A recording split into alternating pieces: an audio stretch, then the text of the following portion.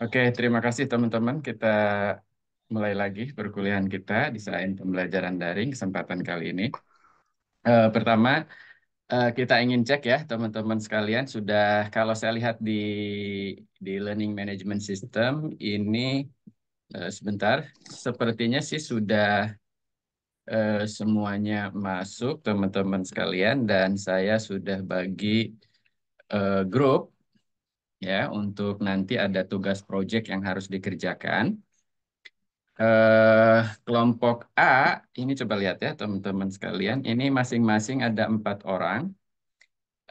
Lukman, kemudian Miftah Farid, kemudian Atia, dan Dini. Ya, Dini Fadila. Untuk kelompok B, ada Ida Damayanti, ada Safia Rasida, Sofia Rahmawati, dan Kotot Riyadi. Kelompok C, ini Reski Alam, Aan, Wahib, Mahesa. Kelompok D, Raditya, Karim Karimullah, Humayroh, dan Teresia. Tim E, Iin Royani, Kevin, Yusuf, Wibowo. Tim F, Widya Salam, Nazma, Ibnu Nur Ahsan, dan Vio ya. Ini sudah ada berapa kelompok nih? 1, 2, 3, 4, 5. Berarti ada 6 tim ya. Nah, ini sudah Iya, Pak. terbagi, jadi tidak ada pilih-pilihan orang, tapi saya serahkan ke komputer untuk eh, memilihnya begitu ya. Dan ini sudah terpilih semua, sehingga lagi-lagi saya ingin sampaikan kepada teman-teman di akhir mata kuliah ini, saya berharap ini suara suara apa mesin rumput terdengar nggak ya? Enggak kok, Pak. Aman, Pak, suaranya. Ya, Enggak, Pak. oke. Jadi di akhir perkuliahan ini, teman-teman nanti secara tim itu akan mempunyai project menghasilkan satu desain pembelajaran ya. Saya ulang lagi. Untuk satu konteks tertentu. Nah, konteksnya ini tolong teman-teman pilih. Saya berharap di antara 6 tim ini ya ada yang schooling, ya ada yang non schooling begitu maksud saya ya. Jadi jangan semuanya misalnya untuk SMP, SMA atau untuk perguruan tinggi begitu. Ada yang untuk training mungkin, ada yang untuk yang di luar itu ya, kira-kira konteksnya. Nah, sehingga saya berharap nanti teman-teman dapat menggunakan salah satu model desain sistem pembelajaran yang dedicated untuk mendesain online learning ya. Nanti teman-teman akan pilih salah satu mengenai pedagogic model. Nah, nanti akan disesuaikan oleh teman-teman. Jadi tantangan kita adalah seperti itu. Nah, oleh karena itu dalam pertemuan kali ini ya, saya ingin memberikan satu contoh kasus ilustratif kepada teman-teman bagaimana pembelajaran daring yang ideal ya, yang ideal ya. Nah, di sini teman-teman saya ingin ulangi lagi gambarkan kepada teman-teman ya. Gini,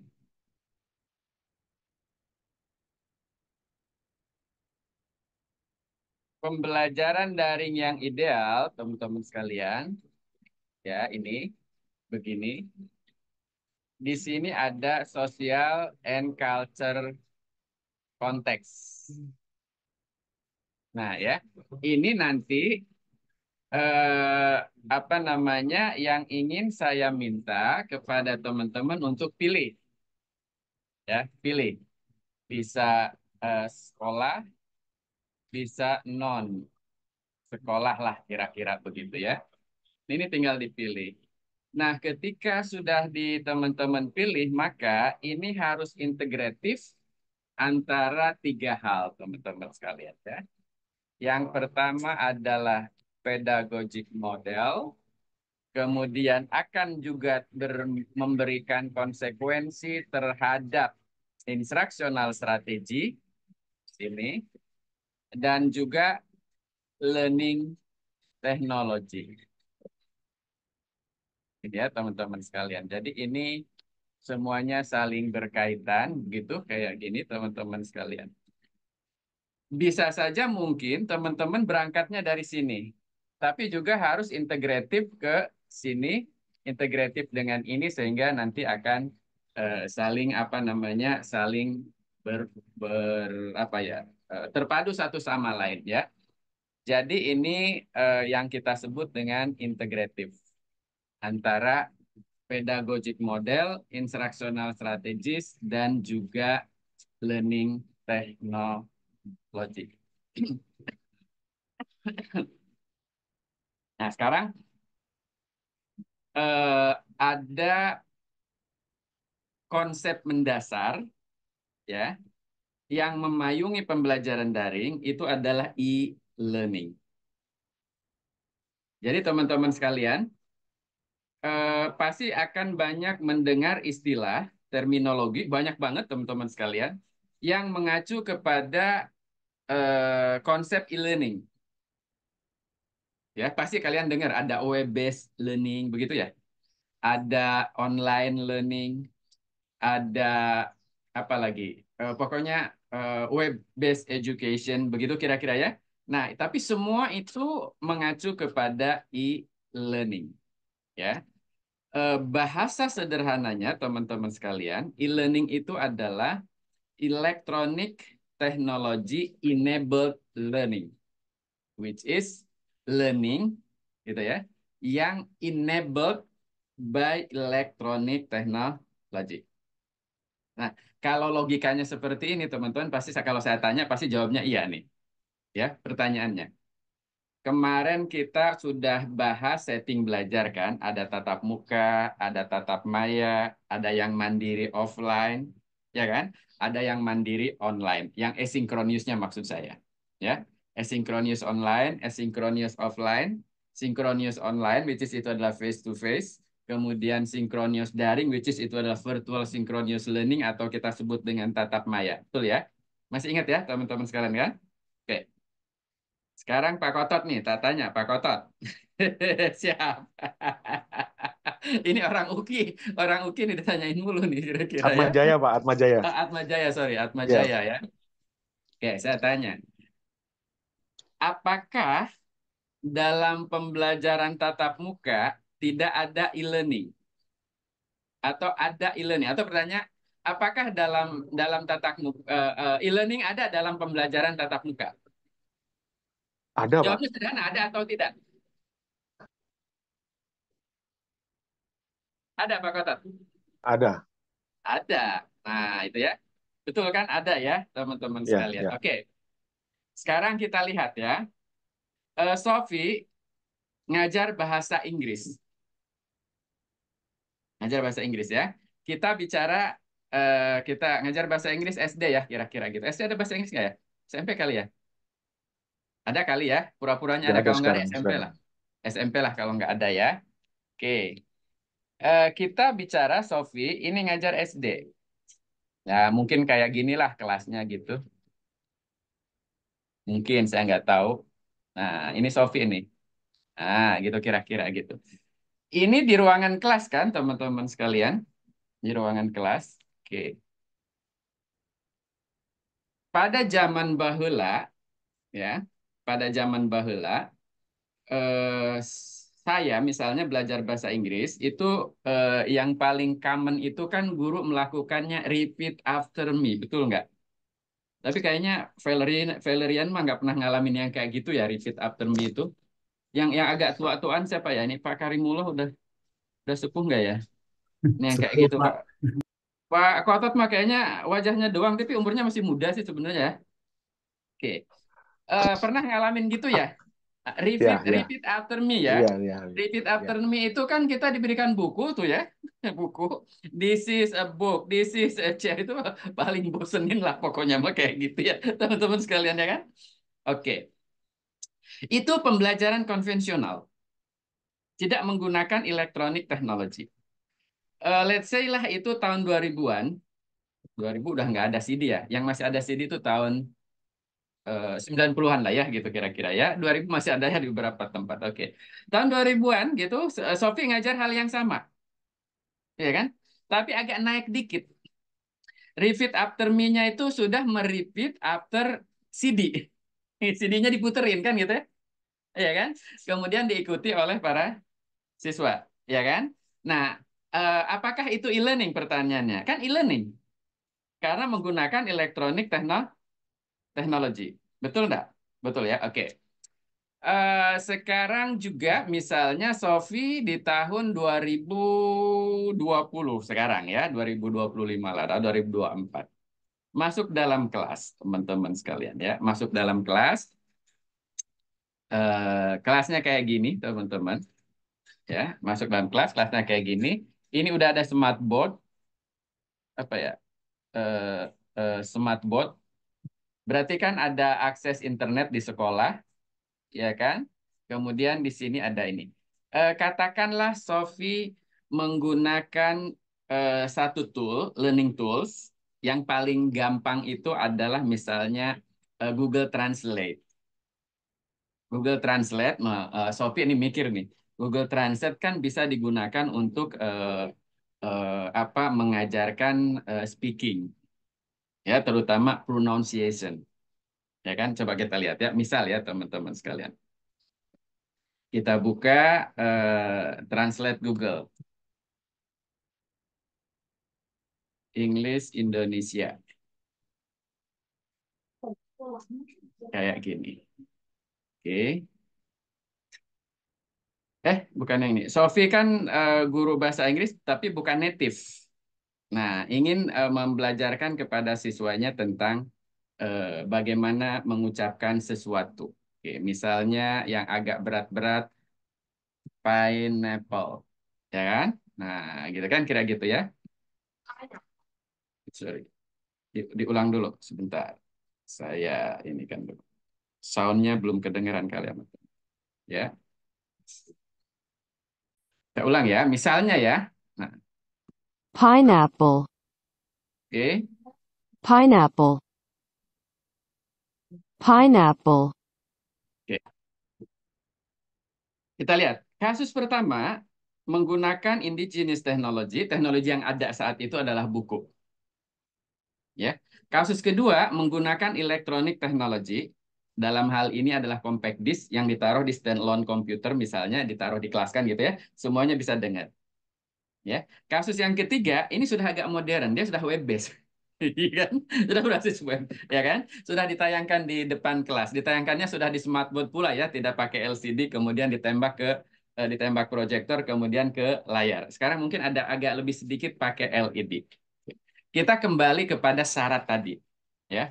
Rukun pembelajaran daring tadi, ya rukunnya ya, dia terjadi dalam sosial konteks, konteksnya adalah anak SD, let's say, gitu ya kan, begitu. Kemudian di situ ada 3 komponen mestinya. Tapi komponen yang kelihatan tadi ada learning teknologinya. Benar nggak? Yang pertama, learning teknologinya buku. Ya. Yang kedua, learning teknologinya itu adalah pengucapan bahasa Inggris yang dibuat di media, ditaruh di formatnya dalam bentuk compact disk begitu di komputer. Ya kan? Yang ketiga, itu toolnya adalah web based. Ya, nah, kita tidak bicara pakai Duolingo dan lain sebagainya. Nah, sekarang Yusuf nih, Cuk, itu saya tanya, kasus pertama, kedua, ketiga, sudah integratif enggak antara pedagogic model, instructional strategis, dengan learning technology? Atau pertanyaannya, membelajarkan enggak tiga-tiganya itu? Misalnya iya, Pak. Iya, betul. Oke. Igo, kira-kira kasus satu dengan buku, kasus dua dengan CD, kasus tiga dengan Google Translate itu kira-kira membelajarkan nggak, Mahesa? Iya. Membelajarkan. Oke. Eh, Bu Iin, kira-kira membelajarkan nggak? Iya, Bapak. Oke. Bisakah kita enhance? Bisakah kita enhance? Bisakah kita improve bahwa dengan buku bisa lebih membelajarkan, yang dengan CD juga bisa lebih membelajarkan, atau hanya dengan web-based tadi juga bisa lebih membelajarkan? Ya, yang saya sampaikan barusan, teman-teman sekalian, kalau kita kategorikan e-learning ya, ada tiga kategori besar. Yang pertama adalah classroom, ya, apa enhanced technology classroom, teknologi enhanced classroom maksud saya, artinya kelas yang enhanced by technology, artinya pembelajaran daring bisa terjadi dalam kelas ya Pak Yusuf ya, jangan salah ya, atau e-learning bisa terjadi dalam kelas kan gitu ya, kan yang ketiga itu dalam kelas kan online itu sebenarnya, karena aksesnya itu kan bisa online ya, itu namanya teknologi enhanced classroom, ini yang paling kiri ya, apa namanya ujung paling kiri. Kontinum paling kiri maksud saya. Kontinum paling kanan itu adalah full online. Full online berarti ada dua ya, sinkronisnya online, asinkronisnya juga online. Kan bisa dikombin itu dua itu ya teman-teman sekalian ya. Tapi ada juga di tengah-tengah yang disebut dengan blended. Blended berarti empat-empatnya dipakai tuh. Ya. Tatap muka dipakai, tatap maya dipakai, asinkron offline dipakai, asinkron online juga bisa dipakai. Semua dikombin. Itu namanya blended. Ya. Sementara kalau yang namanya hybrid itu yang dipakai cuman yang sinkron doang. Ya kan? Sinkron yang offline digabungkan dengan sinkron online. Itu namanya hybrid. Ya kan sebagian offline tatap muka, sebagian dia ada di mana saja tapi waktunya tetap terikat kan? Melalui teknologi sinkronius. Itu namanya hybrid. Jadi teman-teman udah bisa bedakan ya. Hybrid dengan blended begitu ya. Kalau hybrid kuncinya ya sinkronius, terikat waktu. Cuman salah satu terikat waktu dan terikat ruang, sementara yang lainnya hanya terikat waktu, boleh terikat, tidak terikat dengan dimensi ruang. Nah, dari kasus tadi yang ini saya sampaikan, teman-teman, kita bicara teknologi enhanced classroom. Oke, tapi nah, karena pedagogik modelnya belum disentuh, ya kan? Pedagogik modelnya belum disentuh, sehingga pembelajaran yang satu, pembelajaran yang dua, pembelajaran yang ketiga, yang tiga tadi, kasus yang tiga tadi, itu dalam bahasa anak muda disebut B aja. Ya kan? B aja. Karena tidak mengadopsi pedagogik model yang kira-kira relevan, yang memungkinkan pembelajaran itu lebih membelajarkan. Nah, yang dimaksud yang lebih membelajarkan itu kayak gimana? Kan gitu kan? Nah, jadi eh, kita kita pakai eh, konsep yang standar tentang online learning tadi ya, teman-teman sekalian. Menurut William Horton nih kalimatnya ya. William Horton itu guru saya dulu waktu saya kuliah e-learning design. Kalimat dia itu adalah e-learning is the use of information and computer technology. Nah, yang perlu digarisbawahi adalah to create learning experience. Ya kan? Ini yang harus digarisbawahi teman-teman. To create learning experience. Oke. Nah, si US kemudian membuat definisi bahwa kalau konteksnya blended, blended learning adalah penerapan sedemikian rupa strategi terbaik dari sinkronius maupun asinkronus untuk menciptakan pengalaman belajar yang optimal ya demi mencapai apa namanya capaian pembelajaran ya kan gitu ya, learning outcomes yang memang sudah intended. Jadi intended learning outcomes gitu kira-kira begitu. Jadi kurang lebih sama. Nah, pertanyaannya kasus tadi satu, dua, tiga, create optimum learning experience enggak? Pertanyaannya begitu. Pak Karimullah kira-kira ada menciptakan pengalaman belajar yang optimal nggak? Untuk kasus ini belum. Belum. Iya Ya. kan, belum optimal kan gitu ya. Nah, padahal teman-teman sekalian, ketika yang indigenous teknologi tadi, teknologi sedia kala, ya di tahun 80-an ke bawah ini, saya aja tahun 80 masih masih belum sekolah ya, kayaknya gitu kan kira-kira. Itu kira gitu ya. Sebenarnya bisa kalau kita gunakan pedagogic model tertentu, katakanlah pedagogic model yang common itu adalah student center active learning dengan berbagai bentuk metode yang bisa digunakan kan gitu ya. Tidak hanya repeat after me. Ya. Ketika repeat after me, teman-teman sekalian, itu kan dia hanya mengalami secara aktif, tidak terlalu ini ya, hanya mengalami dan terkungkung oleh eh, apa istilahnya pelafalan bahasa Inggris yang memang ada di buku. Terbatas kan, teman-teman sekalian. Coba kalau misalnya gurunya Pak Karimullah, kan nggak hanya repeat after me kan, pasti dibuat permainan. Ya, digamified oleh Pak Karim, gamifikasi. Bagi dalam berapa kelompok, oke, kan gitu ya, kira-kira ya.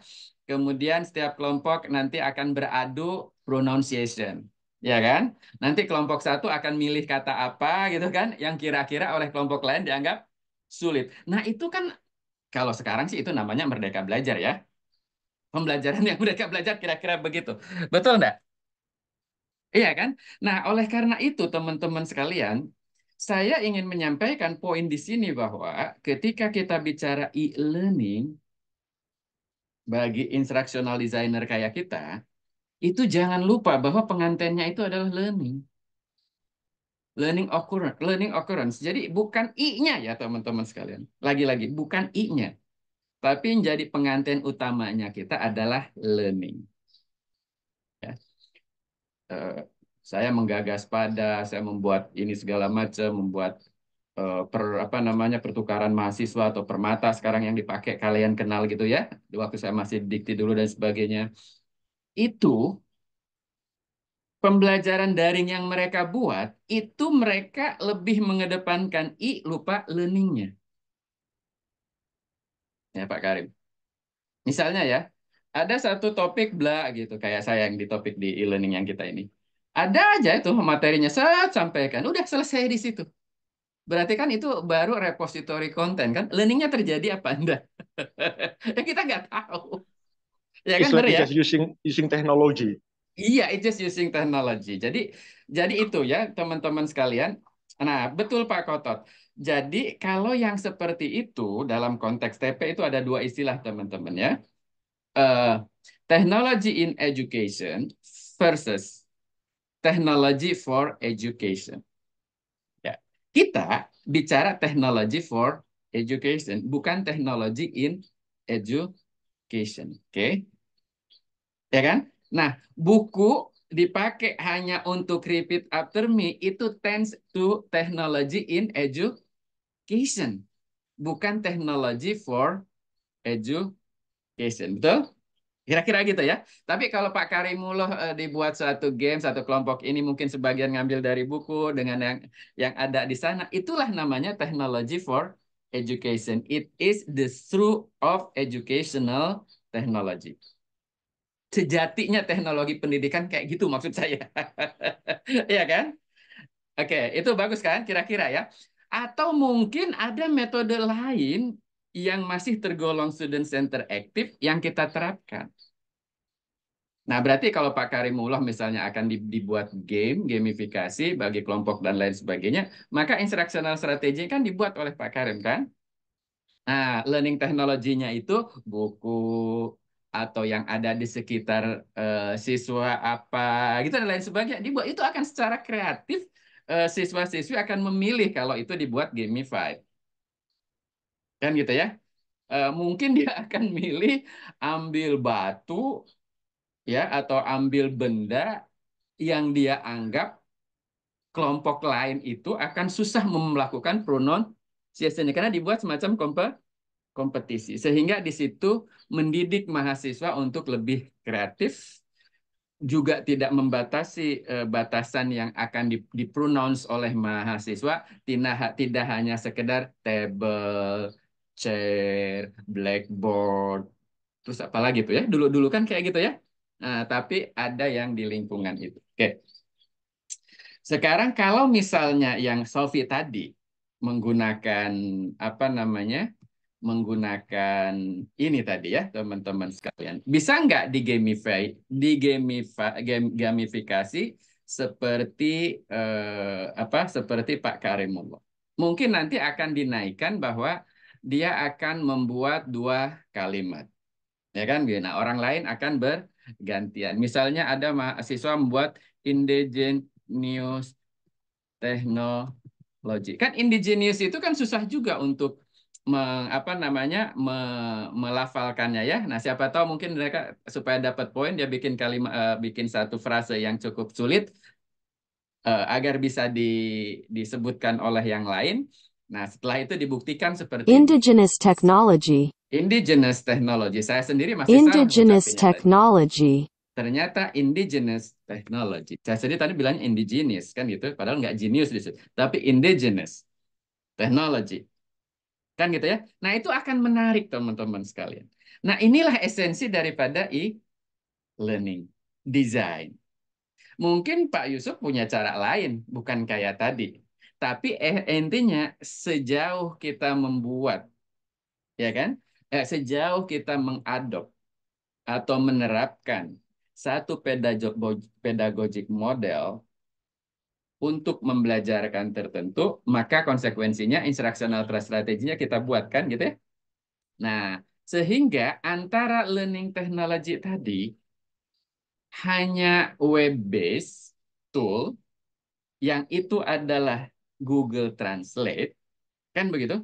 Bisa diintegrate dengan pedagogic model student center active learning, kebetulan metodenya adalah game, ya berkelompok begitu kan? Nah, maka Shopee membuat strategi pembelajaran tertentu dengan itu, sehingga pembelajaran itu bisa lebih menghasilkan yang namanya apa namanya learning experience. Nah, itulah yang dimaksud dengan integrative learning design atau integratif e-learning design. Walaupun hanya untuk teknologi enhanced classroom. Kebayang nggak teman-teman sekalian? Pola pikir kita sebagai desainer pembelajaran. Ya kan? Nah, jadi mohon nanti teman-teman pertimbangkan 4 syarat tadi ya, 4 rukun tadi ya. Consider social and culture context. Kita udah jelas tadi social and culture context-nya anak-anak ya, anak SD. Kemudian ada materi pembelajarannya X. Boleh berangkat dari learning technology yang ada dulu, boleh. Boleh kan? Tapi kita gunakan pedagogic modelnya kayak gimana, sehingga instructional teknologinya juga kayak gimana. Sampai sini dulu ya, teman-teman sekalian. Ada yang ingin ditanyakan? Izin bertanya, Pak. Ya, Pak Karimulo, Nah, silakan. tadi yang Bapak bilang bahwa Semoga tertarik jadi desainer ya. Oke. Bapak, posisi integratif learning design yang tadi Bapak paparkan, artinya terkait pedagogi model, kemudian instructional strategi, kemudian learning teknologi. Ya, Posisi media di mana, Pak? Karena kalau kita melihat tulisan Semaldino di Instructional Technology and Media ya. Pedagogy di bab 1 ini kan terpapar betul apa yang tadi sudah Bapak ungkapkan semua ya. Artinya sangat lengkap. Posisi media di mana kira-kira begitu. Terima kasih. Ada helikopter lewat jadinya. Oke. Jadi di mana fungsi media, teman-teman sekalian? Kan kita bicara media ya. Ini ada komunikator, ya pakai komunikator ya. Ada komunikan, ya. Sejauh media ya, kalau kita bicara media ya, sejauh ada wasilah, ya Pak Karimullah ya orang Islam ya, sejauh ada jembatan yang menghantarkan satu pesan dari komunikator kepada penerima komunikasi, inilah yang disebut dengan medium, media ya, gitu teman-teman sekalian. Oke, Cuman sekarang bagaimana media dikemas itu, bentuknya apa. Jadi nanti ada bagaimana pesan dikemas dan ditaruh di mana. Nanti kita akan bicara jenis media, ya kan? Dan ada bicara format media. Oke. Sehingga wasilahnya agar bisa terjadi apa namanya? eh, pedagogic model dan instructional technology itu kan lewat learning technology kan Pak Karimullah. Secara umum kita anggap media kan begitu ya teman-teman sekalian ya. Tapi ketika bicara media dalam arti hanya hanya jembatan saja, mak comblang saja, tapi kan itu kan cetek ya kan? Tapi kalau bicara media pembelajaran itu adalah learning message-nya itu yang menjadi penting.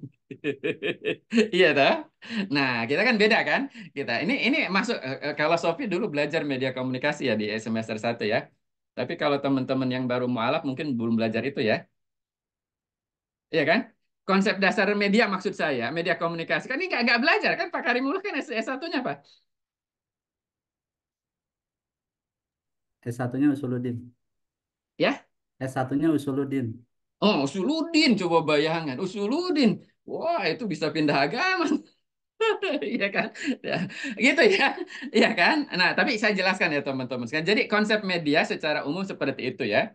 Jadi ketika Pak Karimullah berbicara di depan audiens yang jumlahnya cuma 5 orang, pengajian emak-emak dalam satu ruangan dunia, medianya apa? Udara yang menghantarkan gelombang suara kita bisa sampai ya kan ya kan tapi yang paling penting adalah pesan yang disampaikannya kan juga kan gitu ya nah gitu kira-kira gitu jadi kita bicara itu jadi nanti pesan yang disampaikan melalui media itu jenisnya ada 6 teman-teman sekalian audio komen ya nah, kemudian teks ya kan visual kemudian nanti ada audio visual karena itu bergerak jadi video ya kan? Ada audionya, ada visual. Tapi kalau visual bergerak saja, mungkin tidak ada audionya, itu namanya animasi. Kan gitu ya? Betul ya? Animasi. Jadi audio visual, animasi. Kemudian ada yang bisa diemek-emek. Namanya simulasi. Ya kan? Play-Doh itu kan namanya Play-Doh ya. Ada guru TK nggak? Play-Doh. Yang apa kayak bisa dibuat bikin ini itu ya oleh ada anak-anak kecil kita ya waktu dulu ya. Nah, itu kan media simulasi juga. Jangan-jangan teman-teman nganggap media yang simulasi itu yang pakai komputer, kemudian jika X-nya diganti, Y-nya berubah segini, maka kode kayak gini dan sebagainya kan. Bukan hanya itu ya. Jadi dalam dunia nyata simulasi, tapi yang computerized pun bisa yang simulasi itu. Kayak Wahid, Farid itu kan sering main PS. Kan simulator itu. Ya, ada yang berperan Jidan, ada yang berperan siapa lagi tuh ya, kan PSK sepak bola gitu ya. Nah, itu kira-kira begitu. Nah, jadi mediumnya itu di dijembatani oleh link teknologi tadi ya, Pak Karimullah ya. Jadi kalau ingin pertanyaan letak, kan Pak Karimullah kan ingin nanya itu doang, sebenarnya kan sudah terjawab, tapi saya ngejawabnya agak lebih membahas tentang media komunikasi supaya kita orang TP jadi paham duduk persoalannya aja Pak Karimullah, mohon maaf ya. Jadi itu, jadi learning teknologinya di situ supaya itu integrated untuk menopang pedagogic model. Gitu Pak Karimullah. Ya kan? Sehingga betul-betul teknologi enhance classroom. Kan gitu ya. Jadi enablernya apa ya teknologinya, tapi di enable juga dengan apa namanya pedagogic model yang digunakan ya Bapak dan Ibu sekalian. Thank you Pak Karimullah. Terjawab? Terjawab Pak, cuma jadi pertanyaan berikut Pak. Artinya kalau tadi Bapak katakan bahwa media itu sebagai penopang pedagogik model, nah posisi media bukankah bisa masuk juga ke dalam learning technology gitu misalnya. Artinya media itu kan berkembang yang tadi Bapak Iya, katakan bahwa betul. cuma Betul. apa hal-hal yang terlihat atau teraba gitu. Tapi ada Iya. beberapa visual tertentu yang mungkin bisa 3D atau 4D dan sebagainya. Jadi Iya, secara kesimpulan, apakah boleh dikatakan bahwa media itu menopang ketiganya atau tidak gitu? atau posisi di instruksional media itu tidak bisa. Ya, kalau dalam TP kita memandangnya sebagai satu sistem ya Pak Karimullah. Jadi sistem itu kan terdiri dari beberapa unsur. Katakanlah yang tadi ya, unsur sosial konteks, unsur pedagogic model, unsur instructional strategi, dan unsur learning technology. Setiap unsur itu kan memiliki peran yang berbeda satu sama lain, tapi satu sama lain saling berkaitan. Ketika itu berkaitan dan bersinergi menjadi kesatuan, itulah sebenarnya disebut dengan teknologi. Teknologi secara keseluruhan ya maksudnya. Kebetulan Banan Ritland itu menyebutnya learning teknologi, tapi dalam konsep teknologi pendidikan yang kita bicarakan tadi antara pedagogic model, instruksional teknologi dengan toolnya saja yang saya sebut, jangan sebut teknologi ya. Toolnya itulah teknologi sebenarnya. Paham nggak maksud saya? Ya kan? Artinya pembelajaran aktif dengan memanfaatkan lingkungan sekolah ini tanpa tanpa teknologi elektronik tadi yang kasus pertama itu sebenarnya teknologi pendidikan. Ya. Nah, tapi karena istilah yang digunakan oleh Banan, Brenda, dan juga Ritland itu dia nyebutnya sebagai learning teknologi. Begitu ya teman-teman sekalian. Nah, maka itu sebenarnya adalah learning tools ya kira-kira perangkat-perangkat perkakas-perkakas yang dipakai untuk itu yang bersinergi dengan pedagogic model dan instruksional strategi kita dan itu mencapai tujuan pembelajaran itu yang disebut dengan technology for education atau dibalik educational technology sehingga tidak hanya berfungsi perkakasnya tadi, toolsnya tadi, tidak hanya berfungsi sebagai teknologi in education. Gitu. Ini sangat filosofi, tapi ini mata kuliah dasar ya dulu ya, waktu kami kuliah-kuliah S1, saya masih beruntung masih dapat Prof. Yusuf Hadimierso gitu ya. Saya masih beruntung dapat kuliah dengan Ray Glut gitu ya. Masih beruntung mendengar suaranya Donald Illay gitu ya. Nah, kalian nggak dengar kan gitu ya, Don Illay ya, Donald Illay gitu. Jadi ya nggak apa-apa, kita sampaikan saja supaya sanad ilmunya jelas tuh dari ujung-ujung sananya ya, kira-kira gitu ya Pak Karimullah ya. Nah, enggak Ya, mutawatir, Pak. nggak tahu kalau itu mutawatir apa enggaknya. Wallahu alam. Tapi kira-kira gitu ya. Oke. Clear ya, Bapak Ibu, teman-teman. Jadi saya hanya ingin menekankan pola pikir kita sebagai desainer dan kita kan bicara pembelajaran ya. Jadi jangan lupakan itu supaya nanti kita apa namanya tidak hanya terpengaruh oleh apa namanya elektronik teknologinya saja. Kan saya ini kan banyak bantuin eh, orang-orang ngembangin misalnya ya. Ini yang paling sederhana. Dulu saya bantuin Kemenag lah. Pak, kami ingin bikin pelatihan online gimana? Terus pertanyaan yang paling simpel Pak Karimullah yang ditanya mereka, berapa server yang harus kami beli? Ya, nah, begitu juga di dinas-dinas pendidikan atau di mana kan? Jadi yang mereka mikirnya kalau online learning kan yang dia pikirkan adalah itunya kan. Terus pertanyaan saya sebenarnya pelatihan akan kita lakukan kayak gimana? Kan gitu kan? Gitu. Jadi itu dulu, jangan-jangan kita nggak perlu pakai server. Orang pembelajarannya orang pakai sosial media doang. Ya kira-kira kita minjem cloud orang. Iya kan gitu kira-kira ya. Nah, ini yang kita ingin lakukan. Adapun nanti ketika memang harus beli infrastruktur itu ya mungkin saja, tapi yang kita utamakan adalah secara makro sistem pelatihan akan dilakukan seperti apa ya teman-teman sekalian. Oke, ada lagi? Pak Wes, saya pengen nanya, Pak Kotot semangatnya ya. iya, karena saya mencoba memperhatikan seperti ini. Misalnya Bapak sekarang ini nggak ada di kelas gitu, Bapak putarkan video Bapak sebelumnya yang pernah ngajar tentang sesi kedua ini. Hmm. Saya rasa apa ya, itu kan media juga Pak ya, Iya. menyampaikan apa yang Bapak sudah sampaikan. Hmm. Tetapi kemudian menjadi sesuatu yang kurang karena kemudian saya nggak bisa angkat tangan untuk kemudian Bapak lihat langsung saya angkat tangan. Ketika saya ngobrol Bapak nggak bisa dengar langsung. Artinya bahwa ada kondisi yang seperti membedakan ketika media dipahami sebagai sekedar apa yang di dalam kelas itu diambil atau di-shoot gitu, terus kemudian kita berikan kepada kelas atau apa, dengan kita rencanakan sebelumnya, kita cari apa yang menjadi problem belajar di kelas itu, kemudian kita temukan jawabannya dan bagaimana kita kemudian mengkonsep atau meng-create media yang tepat untuk deliver message yang spesifik juga. Nah, bagaimana dengan itu, Pak? Artinya kalau di TP sendiri sebenarnya melihatnya media itu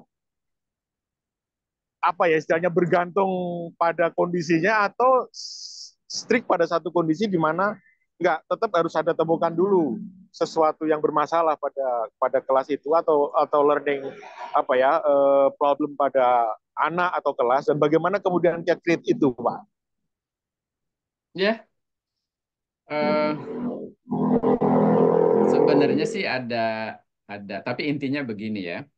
Intinya kalau kalau basic konsepnya itu ada alat secara apa perkembangan klasik ya menjadi media teman-teman sekalian. Ada yang kita Ya, sebut media itu masih memerlukan orang lain untuk dapat memperkuat penguasaan akan pendamping materi atau ya. ya pesan pembelajaran yang ada dalam media tersebut ya. Kalau zaman dulu kita sebut sebagai alat peraga kategorinya itu ya. Oke. Yang sederhana adalah ketika Farid buat menjelaskan sesuatu bikin slide presentasi ya, jangan jauh-jauh lah, ini saya tunjukkan slide presentasi saya. Bentar. Ya, ini contoh aja ya supaya teman-teman bisa membedakan kontinum media ya yang masih membutuhkan apa namanya orang lain atau tidak gitu ya atau bisa sendiri.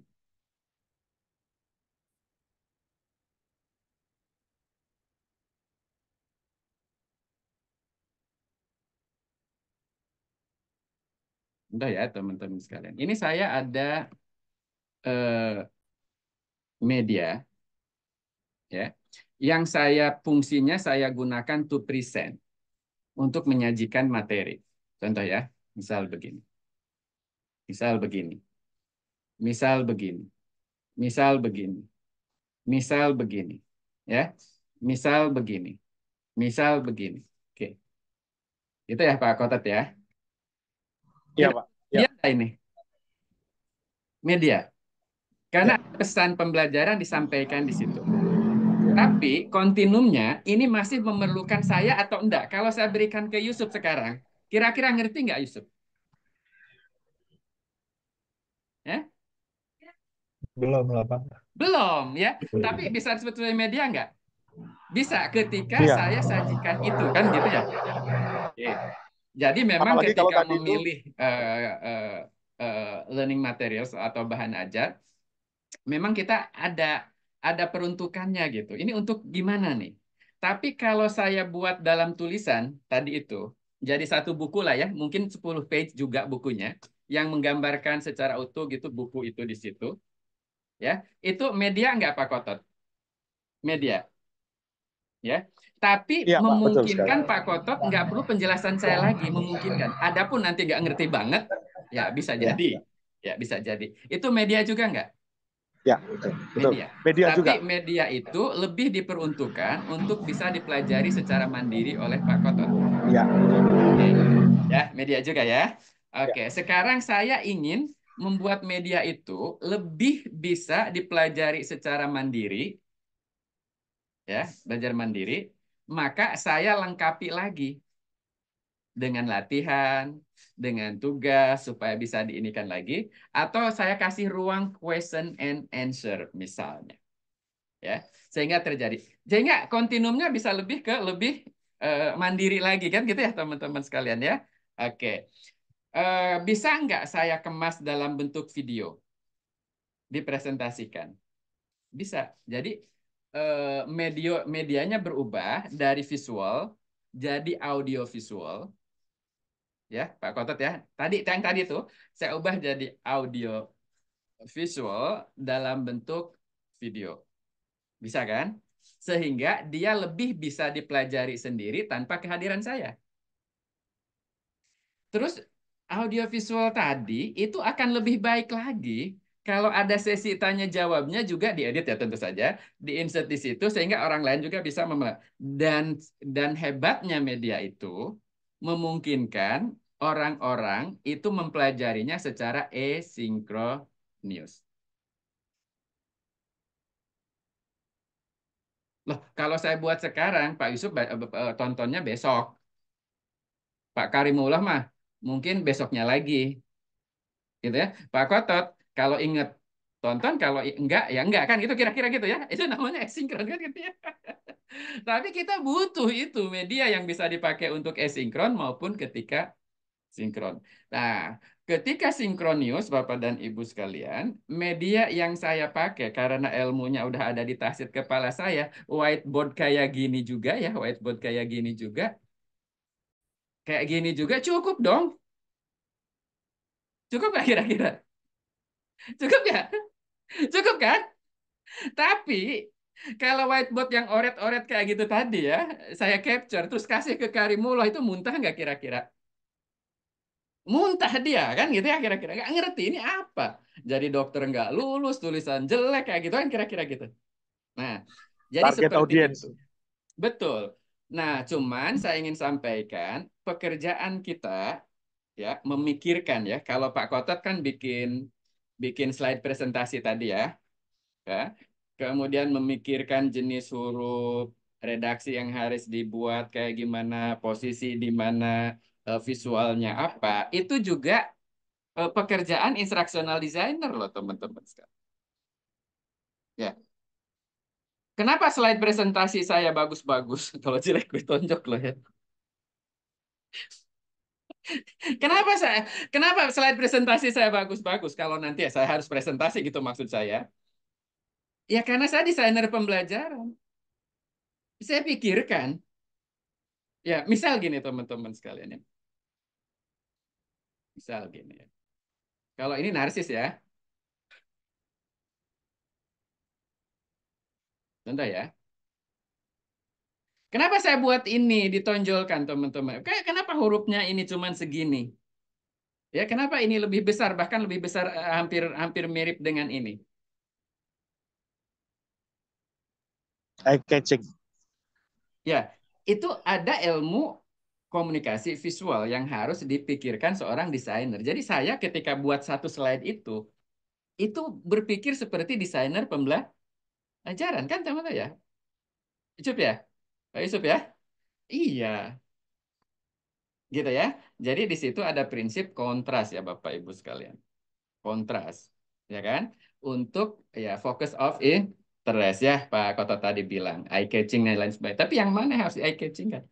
Nah, itu menunjukkan bahwa satu slide presentasi yang dibuat oleh instructional designer itu berbeda dengan slide presentasi yang dibuat yang bukan orang instructional designer. Mestinya begitu ya Pak Karim ya? Mestinya.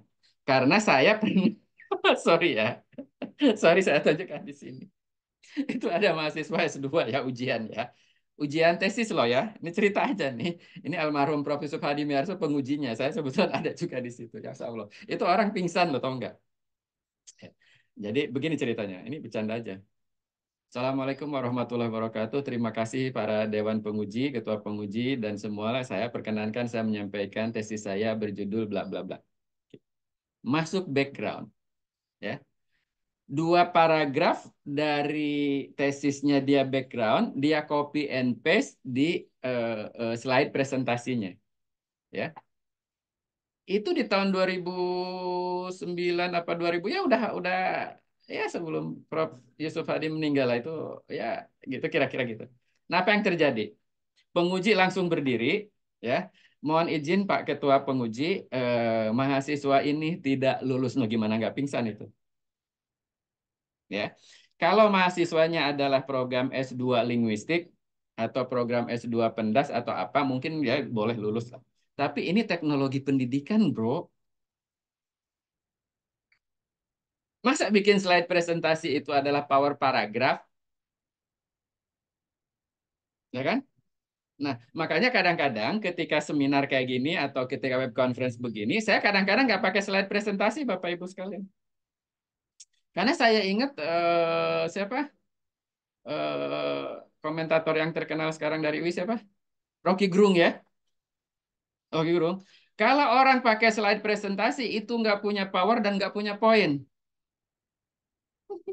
Kalau hanya bacain slide doang, nggak punya poin, nggak punya power ya. Artinya ya nggak pakai PowerPoint juga ya, cuek aja kita mah ya. Kalau orang TP mah ya, Yusuf ya. Nah gitu kira-kira. Tapi harus lihat konteks dulu. Kalau memang untuk menyajikan materi, ya Bapak Ibu sekalian, contoh ya, Pak Karimullah masuk seminar begitu ya. Waktunya hanya 10 menit atau 15 menit karena ada panelis lain dan lain sebagainya. Ini kita bicara teknologi pendidikan Bapak Ibu. Daripada Bapak Ibu 15 menit bacain slide presentasi, which is slide presentasi juga dibuatin orang lain dan kita kagak ngerti isinya, mendingan mundur deh. Jangan ngaku orang TP. Hmm? Ya kan? Kan gitu kira-kira gitu. Lah mendingan Pak Karim udah datang kita cerita angkat kasus kan gitu kira-kira gitu ya. Itu lebih menarik ketimbang kita seperti itu ya teman-teman sekalian. Nah, itu juga pilihan media loh teman-teman. Pilihan media verbal juga nggak jadi masalah daripada harus menggunakan itu tapi tidak. Kan begitu ya Bapak Ibu sekalian ya. Jadi yang pakai slide presentasi, keren slide presentasinya, berarti hard tech-nya bagus ya. Hard tech-nya. Tapi soft tech-nya, the way dia mempresentasikannya nggak bagus, itu bukan teknologi pendidikan lagi jadinya, gitu maksud saya. Paham nggak maksud saya? Jadi hard tech dan soft tech harus seiring dan sejalan gitu. Jadi ada raganya, jiwanya nggak ada. Kan itu namanya jenazah kan gitu ya Bapak Ibu. Akan biasa-biasa aja teman-teman sekalian. Iya kan? Begitu. Banyak nggak kira-kira nemui kasus seperti itu di lapangan? Banyak Bapak Ibu. Yang hanya teknologi dalam pendidikan bukan teknologi untuk pendidikan. Ini sering terjadi ya Bapak dan Ibu sekalian. Nah, jadi ya itulah makanya saya ingin ngajak teman-teman, even though itu untuk classroom, teman-teman sekalian, pikirkan cara berpikir instruksional desainer tadi ya teman-teman. Jadi enggak lagi ada banyak. Tapi kan ini udah dipelajari di mata kuliah lain kan, kalau kayak kayak yang saya bilang tadi ya teman-teman sekalian. Begitu. Jadi Pak Farid, kalau saya suruh bawakan slide presentasi yang saya buat tadi, itu berat itu. Nggak bisa. Dan saya nggak pernah membawakan slide presentasi buatan orang lain. Karena flow-nya pasti akan berbeda. Adapun kita adopt ide orang lain mungkin. Ya, tapi flow-nya nanti akan berbeda ya. Misalnya ini teman-teman sekalian, contoh saja ini. Eh, ini saya desain teman-teman karena materinya ini saya hanya diberikan waktu sekitar 45 menit. Ya sudah, 5 slide aja. Jadi 7 total ya. Satu slide itu salam, ya kan? Slide akhir itu adalah penutup. Pernah saya bikin slide hanya 3 Bapak Ibu sekalian. Salam, penutup, isi satu slide. Ya, isi satu slide gitu ya. Ya. Ya karena waktunya cuma 30 menit Bapak Ibu sekalian gitu ya. Jadi sudah kita inikan dan sebagainya gitu ya. Tapi karena itu adalah media yang memang masih membutuhkan kita untuk menjelaskannya, no worries. Tapi kalau si US diminta untuk itu tidak untuk dipelajari sendiri, saya buatnya akan berbeda. Kan gitu ya, teman-teman sekalian ya. Oke. Ada lagi, teman-teman? Kita baru bicara yang face to face. Gimana kalau nanti face to face-nya nggak sudah optimal kayak gitu, akan dikombin dengan yang asinkronnya kayak gimana, akan dikombin dengan sinkron virtualnya kayak gimana ketika kita mendesain blended learning, kan kita bicara desain pembelajaran yang lebih luas, teman-teman sekalian ya.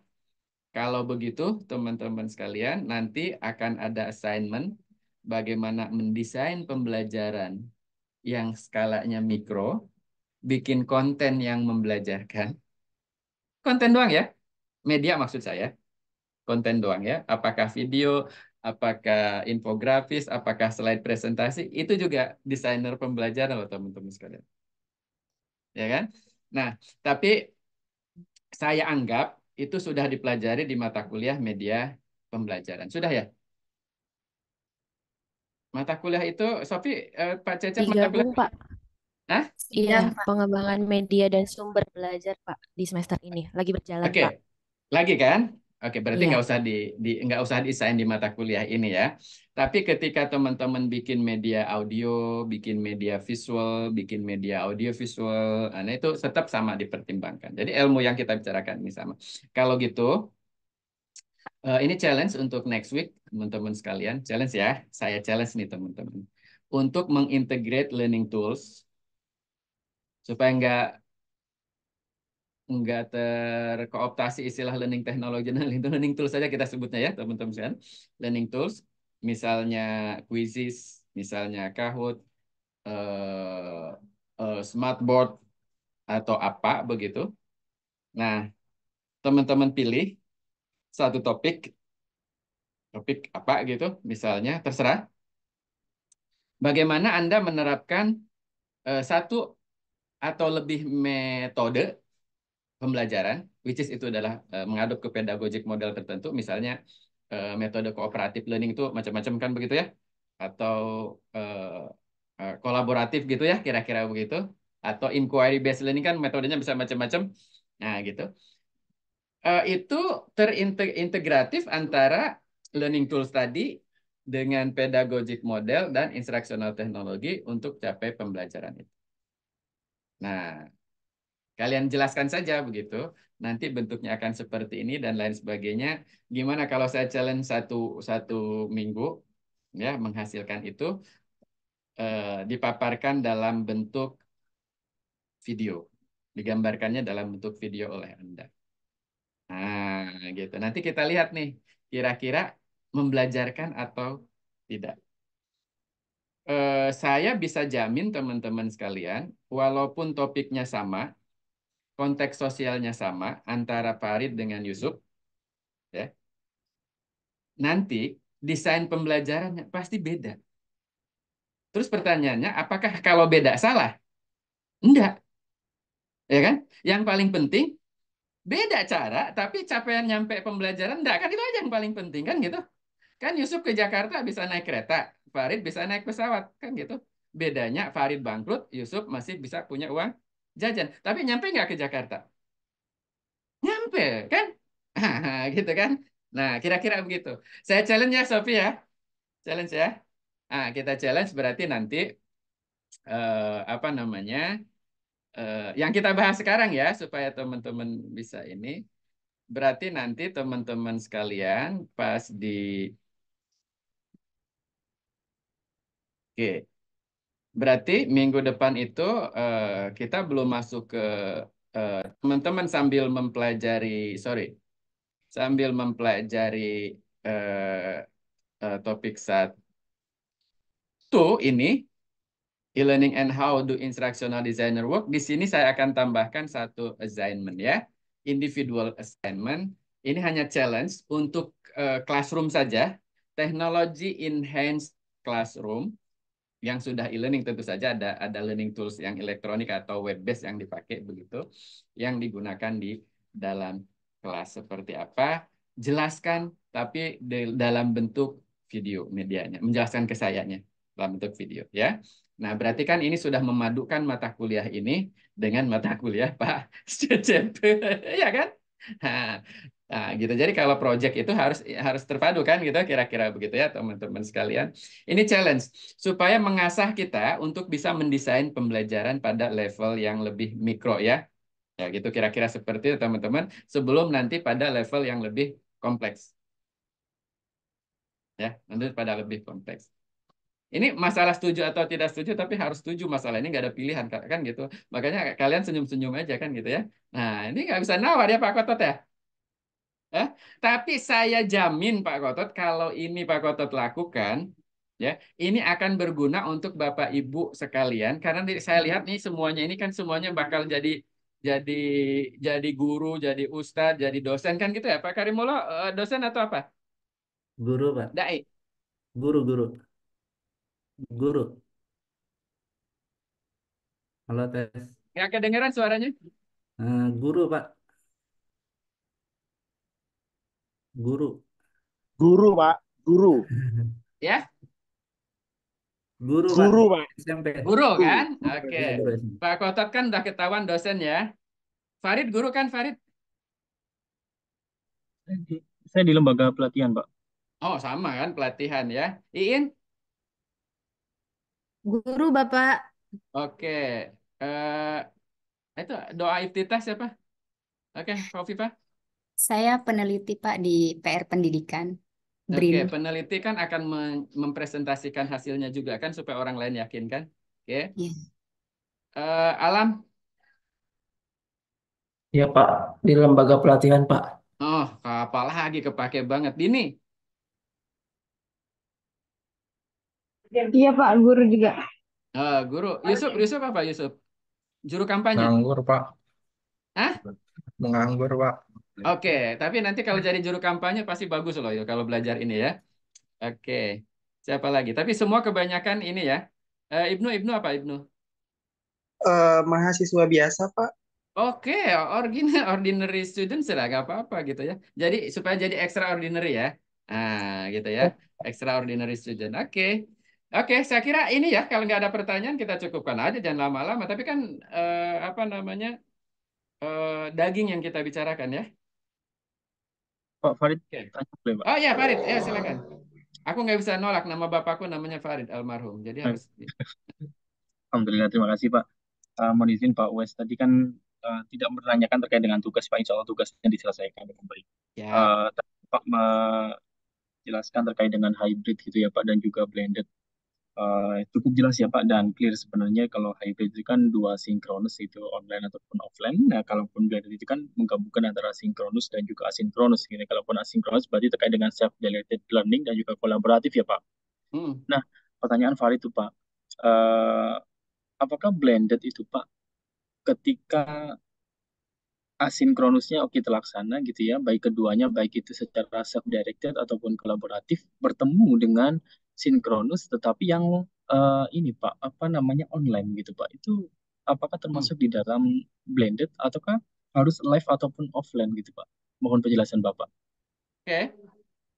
Ya. Ini pakai whiteboard aja ya. Oke. Jadi gini Pak apa namanya Pak Farid ya. Ketika kita bicara hybrid, ya ketika kita bicara hybrid, itu kalau menurut definisi hybrid learning is a kind of blended learning, gitu ya, bahasa Inggrisnya ya. A kind of blended learning which combines face to face and synchronous learning. Oke. Berarti kan sama-sama sinkronus. Kalau versi saya kan sama-sama sinkronus ya. Versi saya, framework yang saya pakai kan sinkronus gitu kira-kira. Itu adalah hybrid. Dan ini ketimbang blended learning untuk konteks Indonesia ya. Di dalam pelatihan atau dalam apa, kayaknya hybrid ini yang paling digemari. Dari sisi kita sebagai pelatih, misal dalam pelatihan gitu. Tapi ini bisa bisa kita kombinasikan gitu ya di di di hybridnya ini harus ada sentuhan pedagogik modelnya juga, Mirta. Contoh ya gini, contoh saya bilang gini. Kalau saya ngangkat satu case kayak pertemuan lalu, saya ngangkat 3 kasus kan. Kasus pembelajaran modern dengan teknologi sedia kala, kasus pembelajaran modern dengan teknologi modern, kasus pembelajaran kuno dengan teknologi modern. Kalau nggak salah ya, awal pertemuan dulu. Ya, berarti kan metode pembelajarannya, pendekatan pembelajaran yang saya pakai case based. Tapi semu case base-nya, karena saya tidak minta kalian melakukan analisis, melakukan literatur review, terus setelah itu membahas dan menyimpulkannya. Kira-kira, tapi itu udah case base lah ya. Kalau itu, ya Bapak Ibu sekalian, kalau saya sampaikan case base tadi dengan metode ceramah, ketika tatap muka di kelas, ya, ketika tatap muka di kelas, kira-kira peserta akan memahami lebih baik atau tidak dibandingkan dengan ada seseorang yang menjelaskan pembelajaran ideal itu dengan ceramah, ya ceramah tanpa kasus, hanya menjelaskan definisi-definisi terus dengan sebenarnya kayak kebanyakan orang begitu. Ya teman-teman sekalian. Kira-kira mana yang lebih baik? Si Lebih. Wes yang pertama atau yang kedua? Yang pertama, Pak. Yang pertama ya. Yang kedua kira-kira kurang baik ya. Gitu kira-kira begitu teman-teman sekalian. Itulah pentingnya pedagogic model yang diadopt. Nah, ketika saya lakukan dalam bentuk sinkronius, virtual sinkronius, tanpa tatap muka, saya lakukan dengan ngangkat kasus juga. Kira-kira setara enggak kualitasnya? Tidak. Enggak. Ya, dengan saya memberikan kasus di ceramah di tatap muka, dengan Iya. Kasus ceramah di tatap maya, setara enggak kualitasnya? Sama sih, Pak. Setara. Iya kan?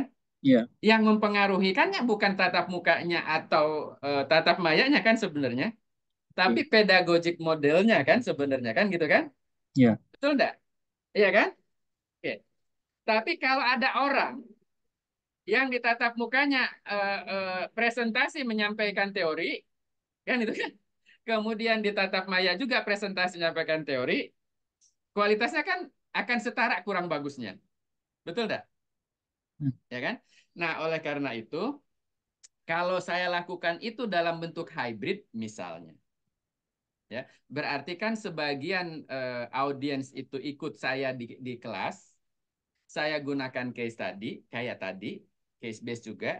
Sebagian yang lain ikut di Sumatera, ikut di Jawa, ikut di, sehingga pesertanya lebih banyak, kan gitu. Kualitasnya setara atau enggak? Setara kan? Tapi jangkauannya bisa lebih luas. Itu namanya hybrid.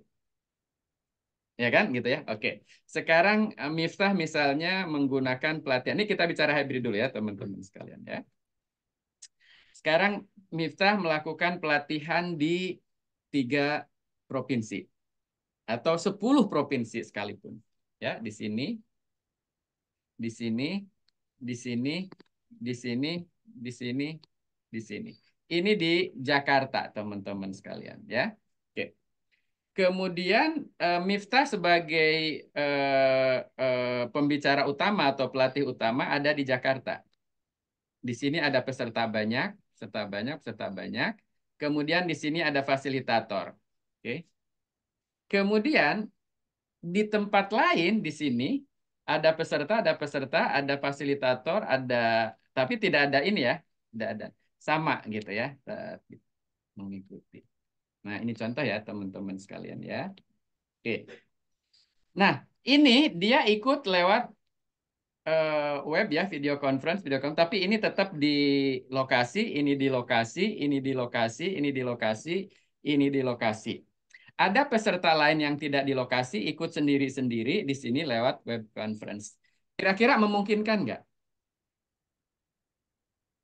Kak Mita? Memungkinkan, Pak. Memungkinkan. Ini sudah saya praktekkan Bapak dan Ibu sekalian untuk Pusdiklat di Kemdikbud dan juga di Dirjen Dikti. Kalau mengadakan workshop, saya sebut namanya Distributed Hybrid Classroom. Oke. Istilah si Wes ya. Distributed Hybrid Classroom. Nah, yang menjadi permasalahan adalah proses pembelajarannya ketika itu kayak gimana pedagogic modelnya. Kan gitu? Yes. Iya kan? Nah, misal ya teman-teman sekalian. Saya akan mendemonstrasikan bagaimana meningkatkan interaktivitas dalam pembelajaran daring. Berarti kan saya akan demokan. masuk di Moodle-nya kayak gimana, membuat tugas kayak gimana dan lain sebagainya, ya kan? Berarti metodenya adalah demonstrasi, ya kan? Tapi karena saya menganut pendekatan case-based teaching method, maka yang saya demokan adalah kasus. Paham nggak? Maksud saya gitu ya, teman-teman sekalian. Kalau tadi karena saya menggunakan pedagogik modelnya adalah case-based teaching method, tapi metode yang saya pakai adalah ceramah, yang saya ceramahkan kasus. Betul nggak? Ya, Iya, Pak. jangan salah, jangan sampai salah ya teman-teman. Nanti, wah case-based teaching method nggak bisa pakai ceramah. Nah itu salah. Mereka nganggapnya case-based itu sebagai method. Memang pengarangnya menulisnya case-based teaching method, tapi itu adalah approach ya. Jadi kan gitu ya. Jadi kalau misalnya eh, apa namanya mubalik itu menjelaskan sesuatu dengan kasus ketika ceramahnya, itu sebenarnya udah case based. Oke. Ya, bapak saya itu namanya Kiai Haji Farid Mukim, sama kayak Farid. Kalau ngasih ceramah itu jam 11 malam loh di kampung Bapak Ibu sekalian. Itu nggak pernah pakai dalil yang kayak gimana tuh, tapi dia ngangkat kasus yang terjadi di masyarakat. Ya, dengan leluconnya gitu ya Pak Karimullah ya. Kalau kalau ceramah nggak lucu kan, iya kan? Nggak diomelin Bawaslu, Badan Pengawas lucu, kata Komeng. Kira-kira gitu ya. Jadi seperti itu teman-teman sekalian. Berarti Bapak saya udah kenal case-based teaching method. Siapa yang ngajarin itu nggak ada. Tapi kebiasaan-kebiasaan di pesantren kan begitu ya teman-teman sekalian ya. Jadi tidak tidak keras-kerasan apa istilahnya dalil ayat kan gitu. Enggak. Tapi diangkat permasalahan yang terjadi pada saat itu. Nah, artinya kalau ini teman-teman sekalian ya, ini ini dari sisi learning teknologinya kan udah oke ya. Ya, menggunakan teknologi yang bisa spread kemana-mana. Tapi kalau pedagogik modelnya nol, ya sudah, ini nol teman-teman sekalian. Nol.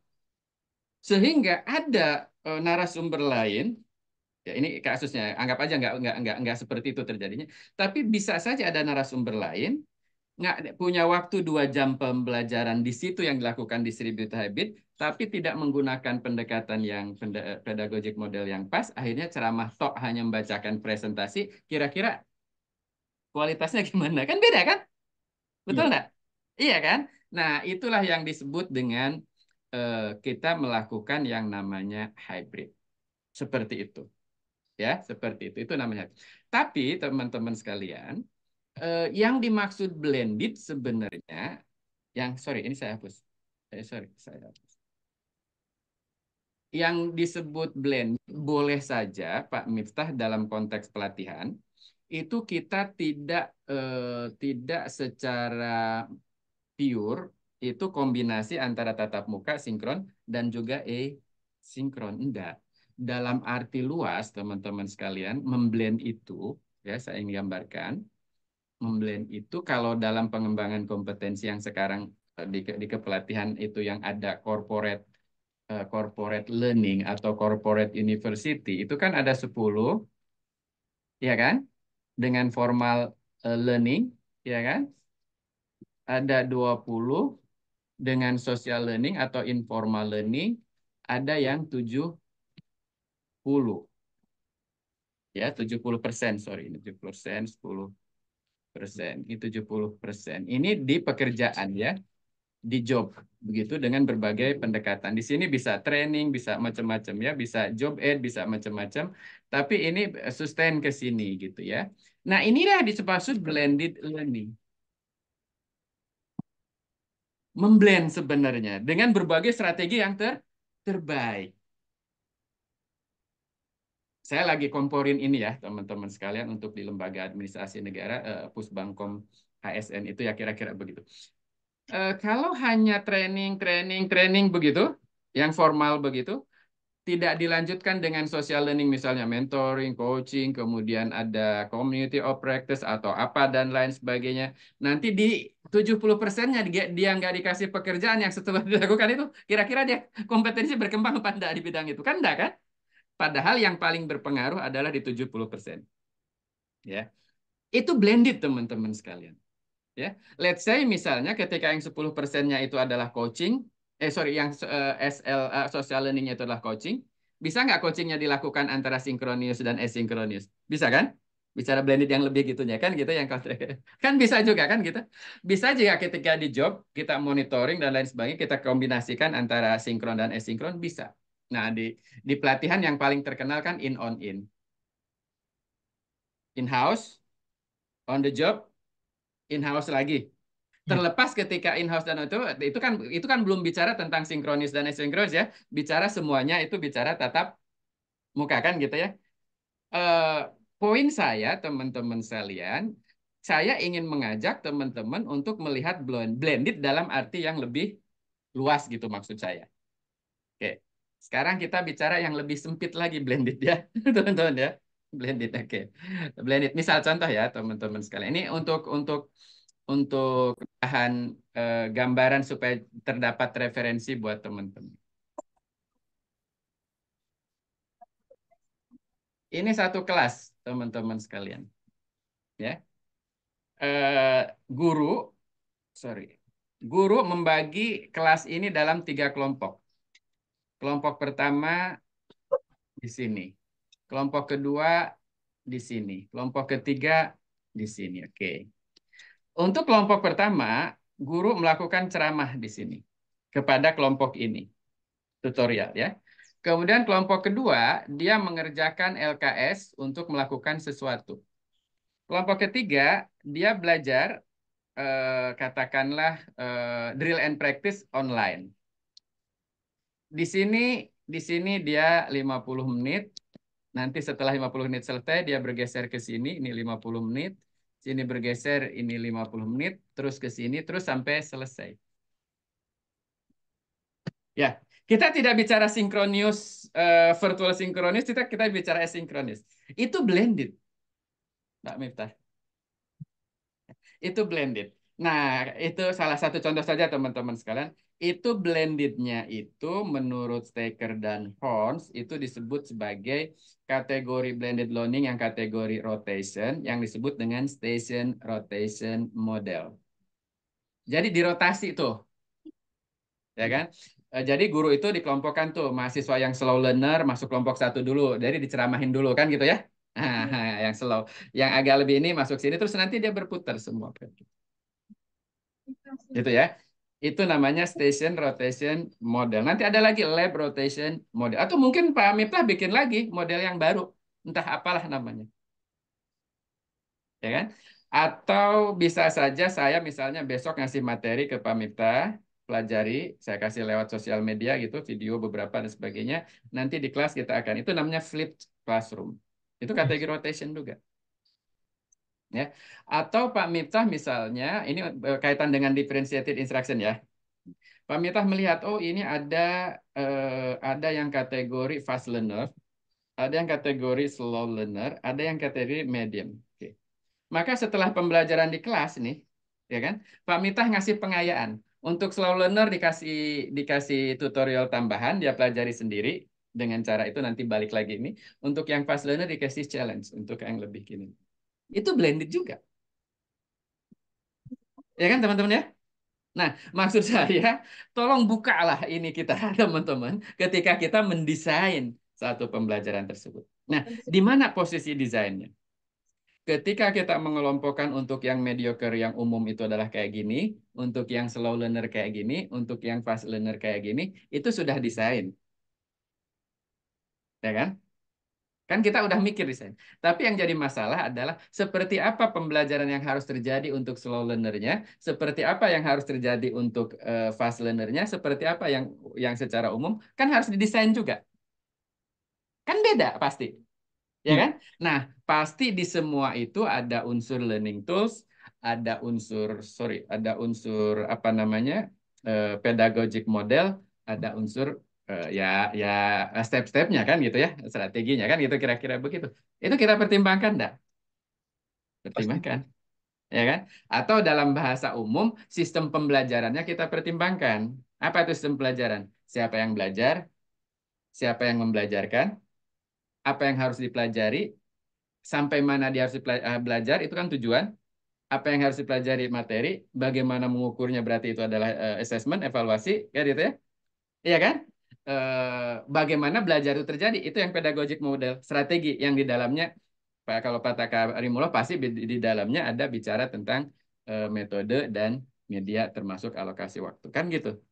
Iya kan? Nah, itu secara detail kita pertimbangkan dan kita desain. Itulah bedanya antara instructional designer yang baik dengan instructional designer yang kurang baik. Detail is matter buat desainer. Paham nggak mas saya?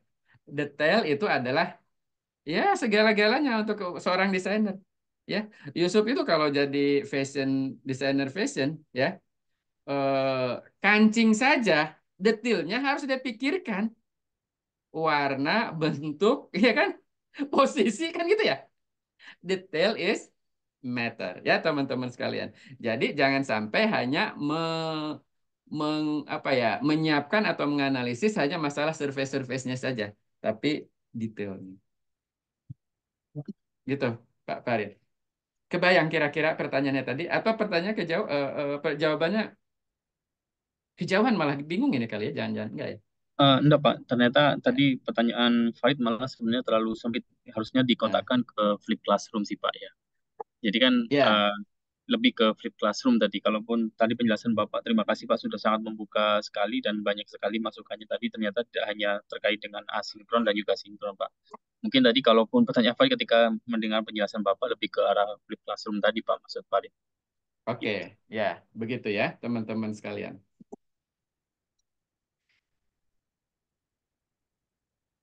Dini kayaknya lagi pusing, Din. Ya, nanya. Ini di komen ada pertanyaan ya atau gimana nih? Oh, di komen mau ke toilet doang, ya udah.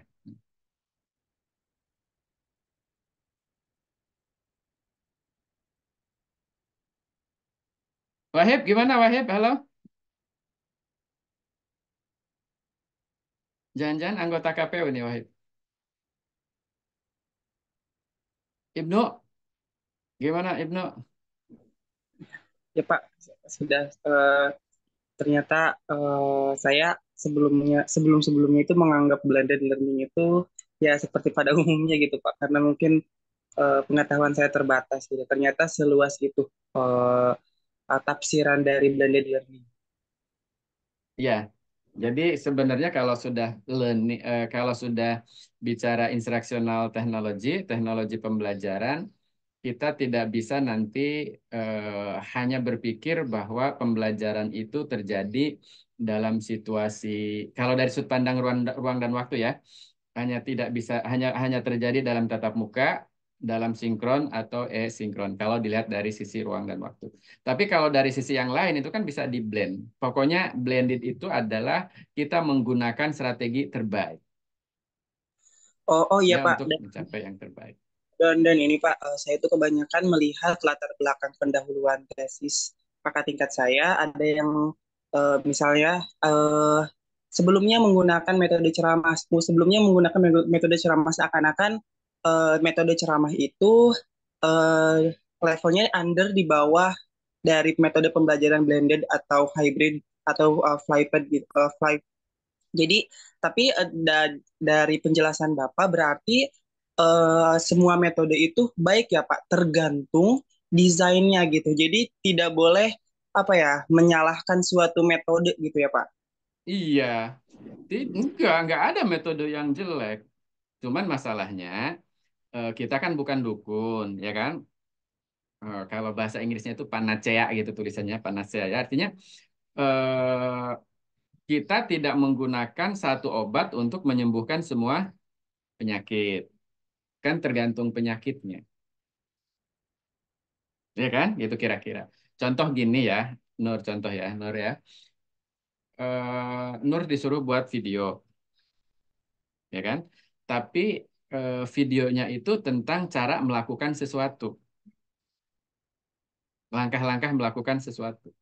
Oke? Ya, misalnya cara membuat semur jengkol gitu ya. Iya kan? Tapi kalau misalnya Ibnu pakai articulate storyline, itu mempresentasikan cara buat gitu deh, ya, dengan ceramah kan nggak pas, ya kan? Tapi Iya, videonya harus dibuat tutorial tutorial. kan? Nah, gitu kira-kira gitu. Oke. Terus Pak Karimullah akan membuat video tentang toleransi beragama. Kan bukan prosedur itu ragam pengetahuannya. Itu Iya, adalah metakognitif. Iya kan? Nah, iya. kalau gitu, Karimullah videonya dari dibuat dalam bentuk podcast. Di situ ada semacam dialog interaktif. Kira-kira cocok mana daripada Pak Karimullah bikinnya dengan tutorial? Mending pakai yang mana? Ya kan? Nah, Mending pakai yang kedua, mungkin podcast. Pak ketika pun mau dialog interaktif, ada PR buat Pak Karimullah. Harus membuat contoh kasus yang toleransi beragama dengan kasus yang nggak toleransi beragama di situ dibahas, ya kan? Alangkah baiknya ada dua tokoh yang kontra dilakukan debat, tapi videonya berarti dikemas dalam bentuk debat. Nah, gitu.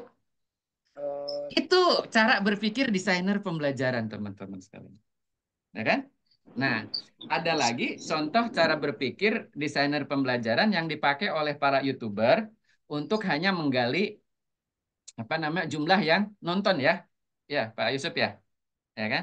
Saya tuh sering sering ngambek itu ketika ngelihat ini ada seorang apa istilahnya membuat judulnya aja yang menarik gitu ya. Penampakan gitu kan. Kayak penampakan gitu. Padahal nggak ada penampakan sama sekali, tapi orang kan dipaksa nonton sampai akhir. Ya kan? Itu desainer banget itu, tapi tapi untuk hal yang negatif ya. Ya teman-teman sekalian ya. Loh, ya kan itu hanya untuk membuat itu atau belum lagi yang clickbait gitu ya, Pak Yusuf ya. Clickbait itu apa? Judulnya apa, isinya apa gitu ya. Nah, itu juga ya strategi sih sebenarnya bagaimana media itu disajikan, tapi itu bukan yang perlu kita kita contoh ya, teman-teman sekalian gitu ya. Sama seperti saya dulu ada lomba bikin media itu ada guru Bapak Ibu, guru ya, membuat animasi ya kan, jenis-jenis dan bentuk daun. Keren loh. Dulu pakai Adobe Flash itu ya, pakai Adobe Flash zaman bahula kan pakai Adobe Flash gitu ya. Wis gitu.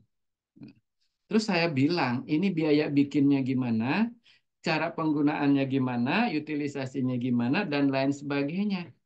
Saya bilang daripada bikin animasi bagaimana jenis dan bentuk daun, lah mendingan anak-anak dibawa ke kebun be. Iya kan? Dengan media sebenarnya. Mohon maaf, tadi saya nggak nyebut yang kategori yang keenam itu realia ya, bentuk yang sebenarnya itu. Malah itu yang lebih berguna daripada menggunakan itu gitu kira-kira ya. Nah, kan gitu. Nah, ini teman-teman sekalian, ini yang harus diperhatikan oleh teman-teman. Tapi ini ranahnya mata kuliah Pak Cecep ya, kaitannya dengan media pembelajaran. Tapi ada kaitannya bahwa peran instructional design di dalam pengembangan ya yang bahasa dikenal sekarang mah ngembangin konten, konten kreatif di situ. Nah, jadi desain di situ penting gitu maksud saya, ya kan? Nah, gitu. Berarti di pendahuluan tidak ada lagi ya Pak yang misalnya sebelumnya menggunakan metode ceramah gitu. Ya enggak lah nanti nanti emak saya yang guru SD marah diomelin guru-guru selalu menggunakan ceramah nggak kata-kata ibu saya ngomong naon sih ya cenah orang geus ngajar lila emang gitu di lapangan tante bukan itu ya teman-teman sekalian jadi kita hanya mengatakan bahwa ada banyak alternatif metode tapi bagaimana menggunakan metode itu dengan tepat dengan teknologi itu yang paling. Nah, di situ ada instructional approach memang. Nah, itu yang harus kita kita pertimbangkan gitu. Ada juga teman-teman sekalian kalau dokter itu dia harus ngerti penyakit, ya kan? Berarti apa yang menyebabkan penyakit terjadi kan begitu? Desainer pembelajaran harus tahu bagaimana belajar terjadi. Kan sama. Itu namanya teori deskriptif bahasa TP-nya, teori deskriptif. Ya, teori deskriptif. Bagaimana belajar terjadi. Maka kalian harus harus tahu teori-teori belajar, behaviorist, cognitivis, ya kan, constructivism, kemudian apa namanya connectivism gitu ya. Artinya itu menggambarkan, mendeskripsikan bagaimana peristiwa belajar terjadi. Tapi dokter kan desain ngobatin penyakit itu sebenarnya dosen ya. Dia tahu penyakit, tapi harus tahu namanya cara mengobati. Itu dalam bahasa TP disebut dengan teori preskriptif. How to, ya. Nah, kalian harus tahu, ya kan, prinsip-prinsip pembelajaran namanya teori pembelajaran, ya kan? Yang teori deskriptif itu kita sebut dengan teori belajar, ya kan? Teori preskriptif itu kita sebut dengan teori pembelajaran. Karena kayak Robert Ganya tuh ada 9 event of instruction. Pembelajaran itu diawali dengan menyampaikan tujuan, gaining attention, itu kayak gitu ya, menyampaikan tujuan dan lain sebagainya. Itu harus dikuasai teman-teman. Termasuk yang preskripsi itu adalah pedagogic model atau instructional approach, banyak ya. Jadi pendekatan-pendekatan pembelajaran atau yang lebih gampang itu disebut instructional model, model-model pembelajaran. Karena itu yang memberikan preskripsi kepada teman-teman bagaimana membuat pembelajaran terjadi ya. Nah, kalau referensi itu kurang, teman-teman sekalian, itulah yang membedakan kenapa desain pembelajaran yang dibuat Farid itu lebih baik dibanding desain yang dibuat oleh Yusuf. Itu hanya masalah referensi dua hal itu.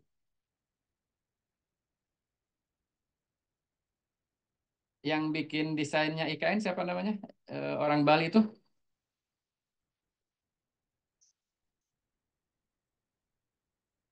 Muarte ya siapa? Ya, siapa Bu Rahmawati? Apa? Pak Made, Pak. Made Pak ya? Made. Iya. Iya. Dia kan luar biasa mempertimbangkan dari berbagai hal ya. Itulah hebatnya sehingga dia dipilih kan begitu. Nah, di antara kita nih ada 24 lulusan S2 TP angkatan sekarang ini. Kan setelah lulus kalian punya predikat desainer pembelajaran kan?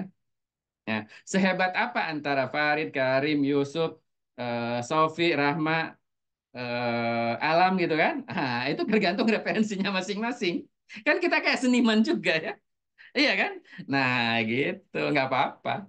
Ya, ini dunia teman-teman. Tapi nanti Pak Farid bisa terapkan di dunia training, Pak Yusuf bisa terapkan dunia belajar membelajarkan di sekolah, guru gitu ya. Yang lain bisa eh, yang pengangguran bisa diterapkan untuk tim sukses caleg, PDPD, nanti setelah ini apa namanya?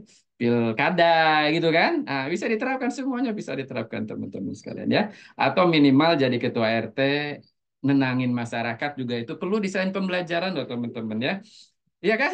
Ini masalahnya apa? Saya harus situasikan kayak gini gimana? Insya Allah akan kepake teman-teman sekalian. Ya, jadi ilmu ini sejauh membelajarkan ya dalam dunia apapun, termasuk di dunia goib ya bisa dipakai lah kira-kira begitu. Ya sekarang kan dunia goib nih kita nih, telepati. Ya, capek ya. Ada lagi, tapi nggak apa-apa kalau ada pertanyaan. Silakan. Pak, Ya, Bu saya, Pak. Rahman. Aduh, kopinya Ya, izin disemutin. bertanya. Ya. Izin bertanya, Pak. Yang pertama adalah tantangan kita kan konsentrasi anak ya, Pak.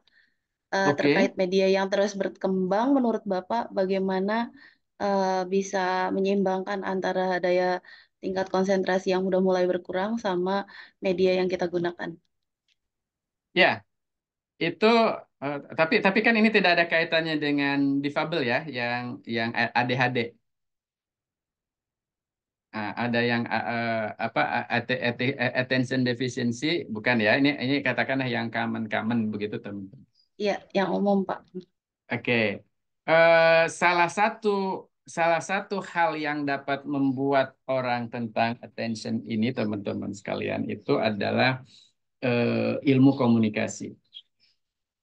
Yang diadop dalam dunia teknologi pendidikan itu adalah medium, ya kan? Bagaimana pesan itu bisa nyampai kepada penerima pesan. Sederhananya kan gitu ya, teman-teman.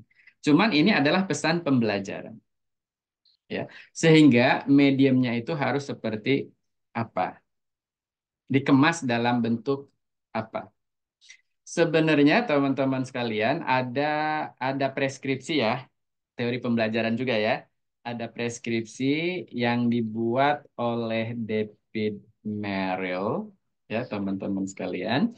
Kemudian kita kombinasikan dengan sebentar saya cari materinya ya. Ada bentar kita cari.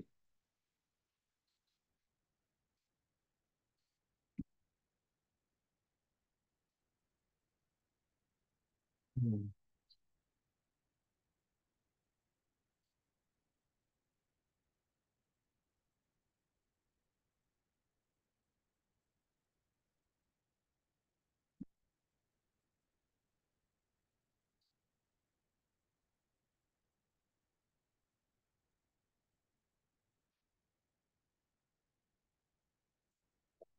Saking banyaknya susah nyarinya.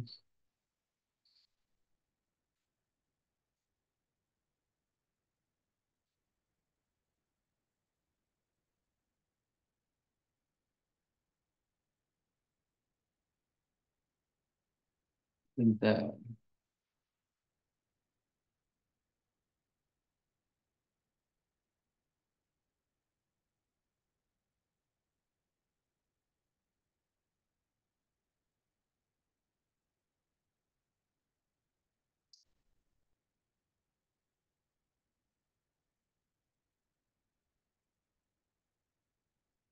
Ini deh.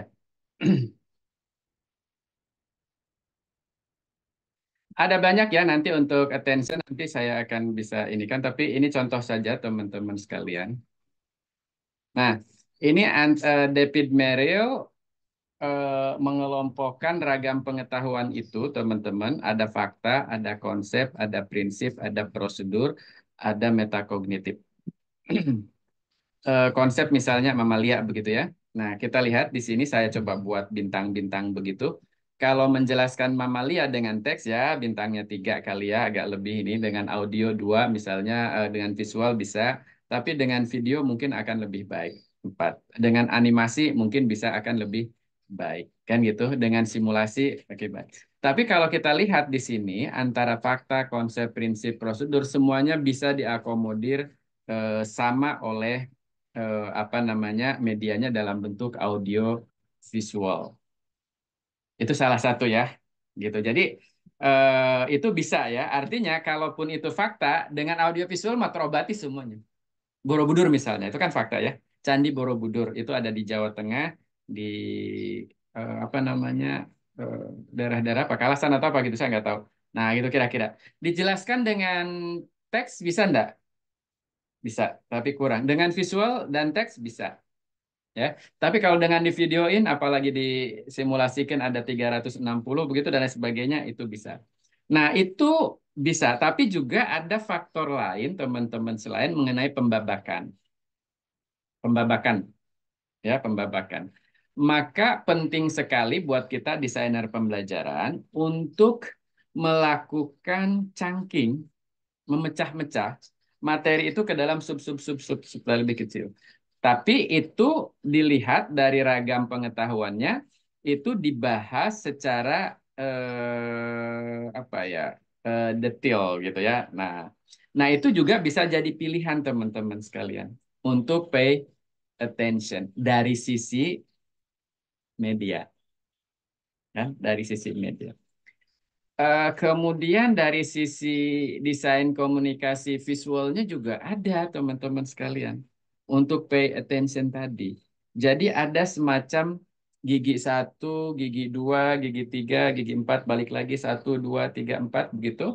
Sehingga ketika kita mendesain pembelajaran dengan menggunakan slide presentasi kita ya untuk katakanlah 30 menit, itu harus ada gigi 1, gigi 2, gigi 3 loh.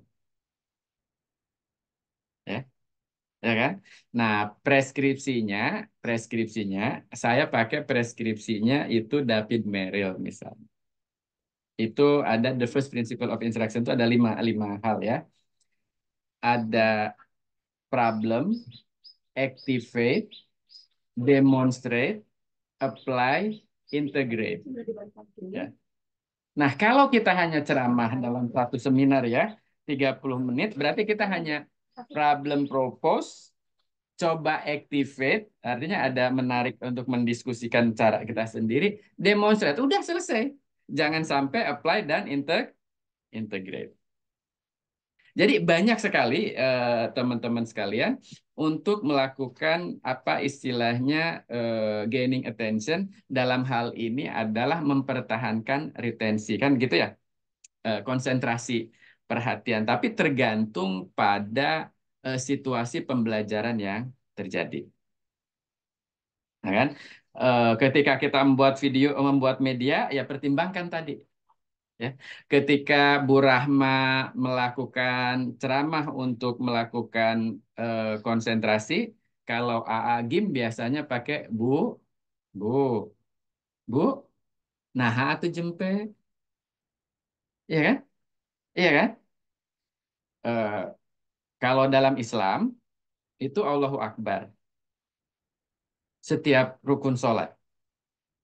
Tarik lagi Allahu Akbar. Tarik lagi Allahu Akbar. Tarik lagi Allahu Akbar. Ya kan? Ketika kita baca iftitah, pikirannya Pak Farid kan gitu ya. Ini ada PR dari Pak Uwais, belum gue kerjain. Ah, ingat lagi. Gitu kan? Baca Al-Fatihah gitu kan. Waduh, ini kan gitu kan. Itu jadi teman-teman untuk paying attention ini konsentrasi banyak cara dalam dunia teknologi pendidikan. Tergantung itu. Itulah sebabnya saya selalu bilang Pak Ustadz Maulana itu sangat TP, walaupun nggak kuliah di TP. Jamaah, jamaah. Itu kan teknologi pendidikan. Ya, teori preskripsinya itu pakai teorinya Robert Gagne. Yaitu yang pertama adalah gaining attention. Iya kan? Terus jangan lupa untuk konsentrasi kalau dalam konteks kayak katamu kayak gini, ya wajahnya itu senyum kayak Pak Karimullah kan gitu ya. Kemudian walaupun kumisnya tebel kayak Yusuf, tapi kan nggak beli petujuh. Itu cara teman-teman sekalian. Itu teknologi pendidikan juga. Iya, nggak cool-cool banget gitu ya. Apalagi marah-marah gitu ya. Kalau nggak, kalau saya nggak boleh parkir di sini, saya nggak mau ceramah. Nah itu kayak gimana itu? Iya kan? Ya contoh itu loh, maksud saya ini teknologi pendidikan atau bukan? Ini bukan nggak nyinggung siapa, saya kan nggak sebut nama saya, walaupun kalian tahu siapa itu kan. Nah ini jadi ya gimana ya gitu, kira-kira begitu ya teman-teman sekalian. Nah ini teknologi pembelajaran ya. Nah, saya ingin sampaikan ya Pak Karimullah, teknologi pembelajaran itu secara historis itu memang mengacu kepada kaum Sufi. Itu James Finch itu ada. Itu maksudnya begitu. Artinya untuk yang pertanyaan Bu Rahmawati itu James Pin mengatakan bahwa Yesus ketika memberikan ceramah kepada kaumnya bahkan arah angin aja diperhatikan. Yesus Nabi Isa maksudnya. Ya gitu kira-kira gitu ya.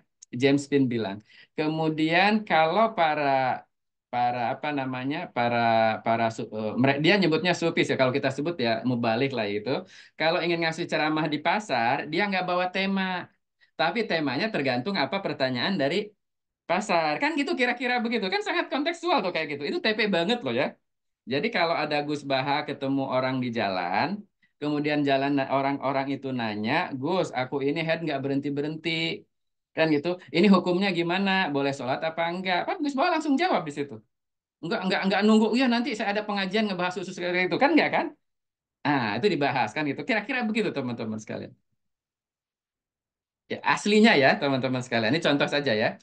Nah, oleh karena itu, ya ya, saya ingin sampaikan, beruntung belajar TP nanti kita bisa aplikasikan dalam berbagai hal gitu ya, Pak Rahma. Jadi jawabannya banyak cara untuk melakukan konsentrasi ya.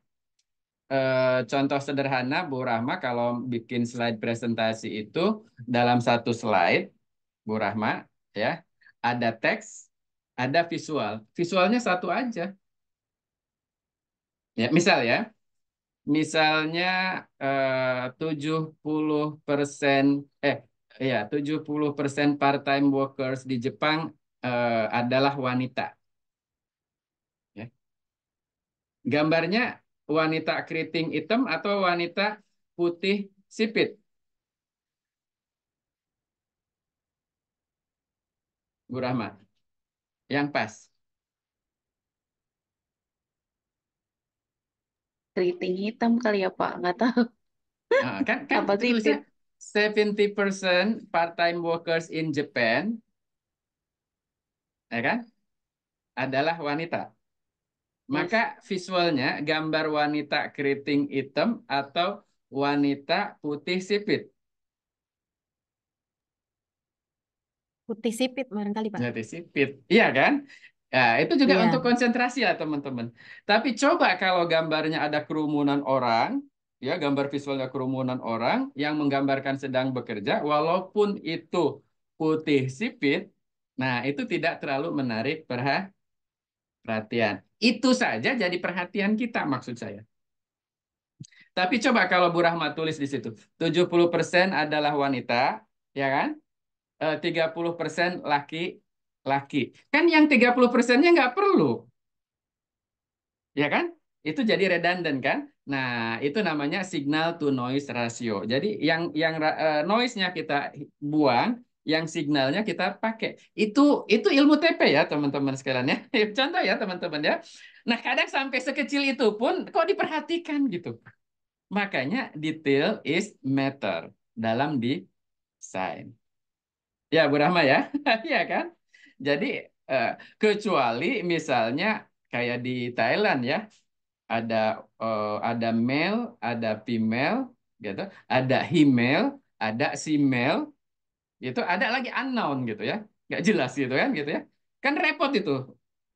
Ya kan? Kan gitu ya, Bu In ya. Male, female, female, female. Nah, di kita mah nggak ada. Nggak diakui itu. Nah, itu kan repot itu kalau itu diakui kan gitu. Nah, kira-kira gitu ya teman-teman sekalian. Jadi kalau memang yang common itu adalah male and female, ya sudah, tinggal kita tuliskan 70%. Sehingga yang 70%-nya dibuat kontras, hurufnya lebih besar, kan gitu kan? Ini. Gitu maksudnya. Itu teori-teori preskripsi ya, yang kita bisa terapkan untuk menginikan konsentrasi. Ya. Banyak sih cara-cara gitu kira-kira. Oke. Makanya sekarang short itu lebih lebih laku daripada video pendek ya, video video panjang ya. Saya bikin short bonsai itu cuma nggak nyampe 1 menit itu dalam hitungan jam udah 500 views. Tapi video saya yang menjelaskan tentang teknologi pendidikan yang 60 menit, 40 menit nggak ada yang nonton itu, nggak ada, gitu ya. Oke.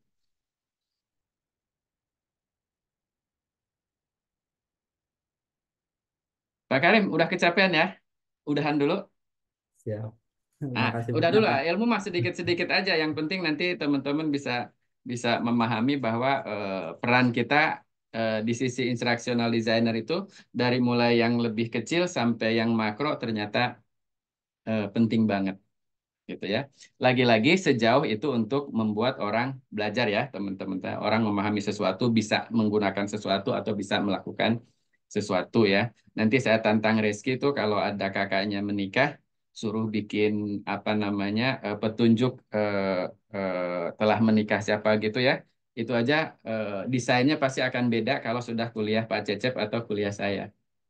Dari sisi warna, dari sisi huruf, dari sisi besar huruf, penempatan kayak gimana ya, gitu. Itu akan beda ya. Misalnya Iin dan Reski gitu kan. Ya, kartonnya warna ungu, berbentuk love gitu ya. Kemudian warnanya merah, tulisannya Iin dan Rizky ya. Warnanya Iin merah, Rizky merah. Kira-kira itu TP apa enggak? Ya? TP enggak Pak Sofi? Enggak, Pak. Enggak ya? Nanti Ah, dua-duanya oh gitu. kontras. Iya, enggak kontras kan gitu. Contoh itu ya, contoh. Jadi nanti nanti Ibnu juga akan ngelihat ini TP atau bukan. Nah, itu berpikir desain ya. Karena membelajarkan juga kan, membuat orang paham. Oh, ini yang nikah Iin dan Reski gitu misalnya. Sorry ya, Iin udah nikah soalnya bukan dengan Reski sih. Ini hanya contoh ya. Nah, contoh aja gitu, bukan apa-apa. Dua-duanya Janur Pak udah kuningnya nikah. gede, bagus ya, tapi tulisannya nggak kelihatan. Padahal di sebelah sana ada pernikahan orang lain. Nah, gitu. Nanti Sophie mau undangan kemana? Yang datang ke tempat Ibnu, bukan tempat Reski, gitu. Kira-kira gitu. Oke, terima kasih ya teman-teman sekalian. Sedikit-sedikit, nanti kita akan belajar lebih banyak tentang hal ini. Next week ada apa namanya satu PR ya untuk teman-teman. Setelah itu teman-teman pelajari sesi 1 dan di situ ada assignment yang belum saya set waktunya. Sehingga next week kita asynchronous. Artinya tidak ada tatap muka, tapi tetap teman-teman belajar 24/7. Teman supaya ada proses pembelajaran yang cukup juga interaktif, kita kan punya media sosial WhatsApp group itu bisa dijadikan sebagai ajang untuk tanya jawab sebenarnya, bukan hanya komunikasi. Jadi WhatsApp group itu bukan hanya kita jadikan tempat saya ngirim link Zoom gitu loh. Terus jawaban teman-teman baik Pak, terima kasih gitu, bukan gitu loh. Ya Pak Karim ya. Jadi itu bisa ajang diskusi di situ. Jadi kalau Pak Karim yang nanya, yang jawab Sophie kan nggak apa-apa. Iya kan? Bu Ida yang nanya, yang jawab Farid kan? Jadi diskusi di situ tentang tentang e-learning design ya atau desain pembelajaran daring. Kan asik gitu loh. Karena kuliah kita 24/7, bukan hanya hari ini doang loh kuliah kita itu. Ya. Jadi ada 2 channel ya, channel LMS dan channel WhatsApp group itu bisa kita optimalkan selain web conference yang kita lakukan seperti ini. Ya. Tolong Sob ya, diaktifkan ya diskusinya ya.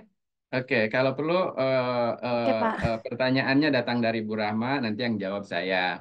Kalau saya nggak bisa jawab, ada Pak Karim. Kan yang Usuluddin ini kan bisa membanding-bandingkan dia, Mbak ya. Ajak banding-banding kira-kira gitu ya. Oke, terima kasih teman-teman. See you next week ya. Dalam dalam LMS dan WhatsApp group. Setelah itu nanti kita lihat perkembangan selanjutnya ya. Terima kasih. Assalamualaikum warahmatullahi wabarakatuh. Waalaikumsalam Waalaikumsalam warahmatullahi. Terima kasih Pak banyak. Awe. Makasih, Pak. Iya, Makasih, nih kopi Pak. nggak diminum-minum nih dari tadi ya. Oke. Iya Pak, aduh Minum Pak. adem. Udah Tapi kopi dingin. adem Dingin dengan Pak. kopi panas rasanya enak loh Pak. Iya Pak Kotot, nih kopinya ini, waduh, Iya. yang bikin anak mertua juga. Aduh. Anak mertua. Nih teman-teman harus sekali-sekali ngopi sambil belajar tentang ini nih. Keren. Ya boleh main ke Bogor. Ngopi Ini bareng ada belajar. bonsai. Nanti Iya kalau Pak. ke Bogor kita ajarin gimana cara ngelilit kawat di pohon ya. Siap, siap, Boleh ya siap. Pak main sama kucing ya Pak. Oke, cara ngerawat kucing juga tahu. Cara jadi babu kucing. Makasih Awes. Ya, Selamat siang. sama-sama. Terima kasih Ya, banyak. ya.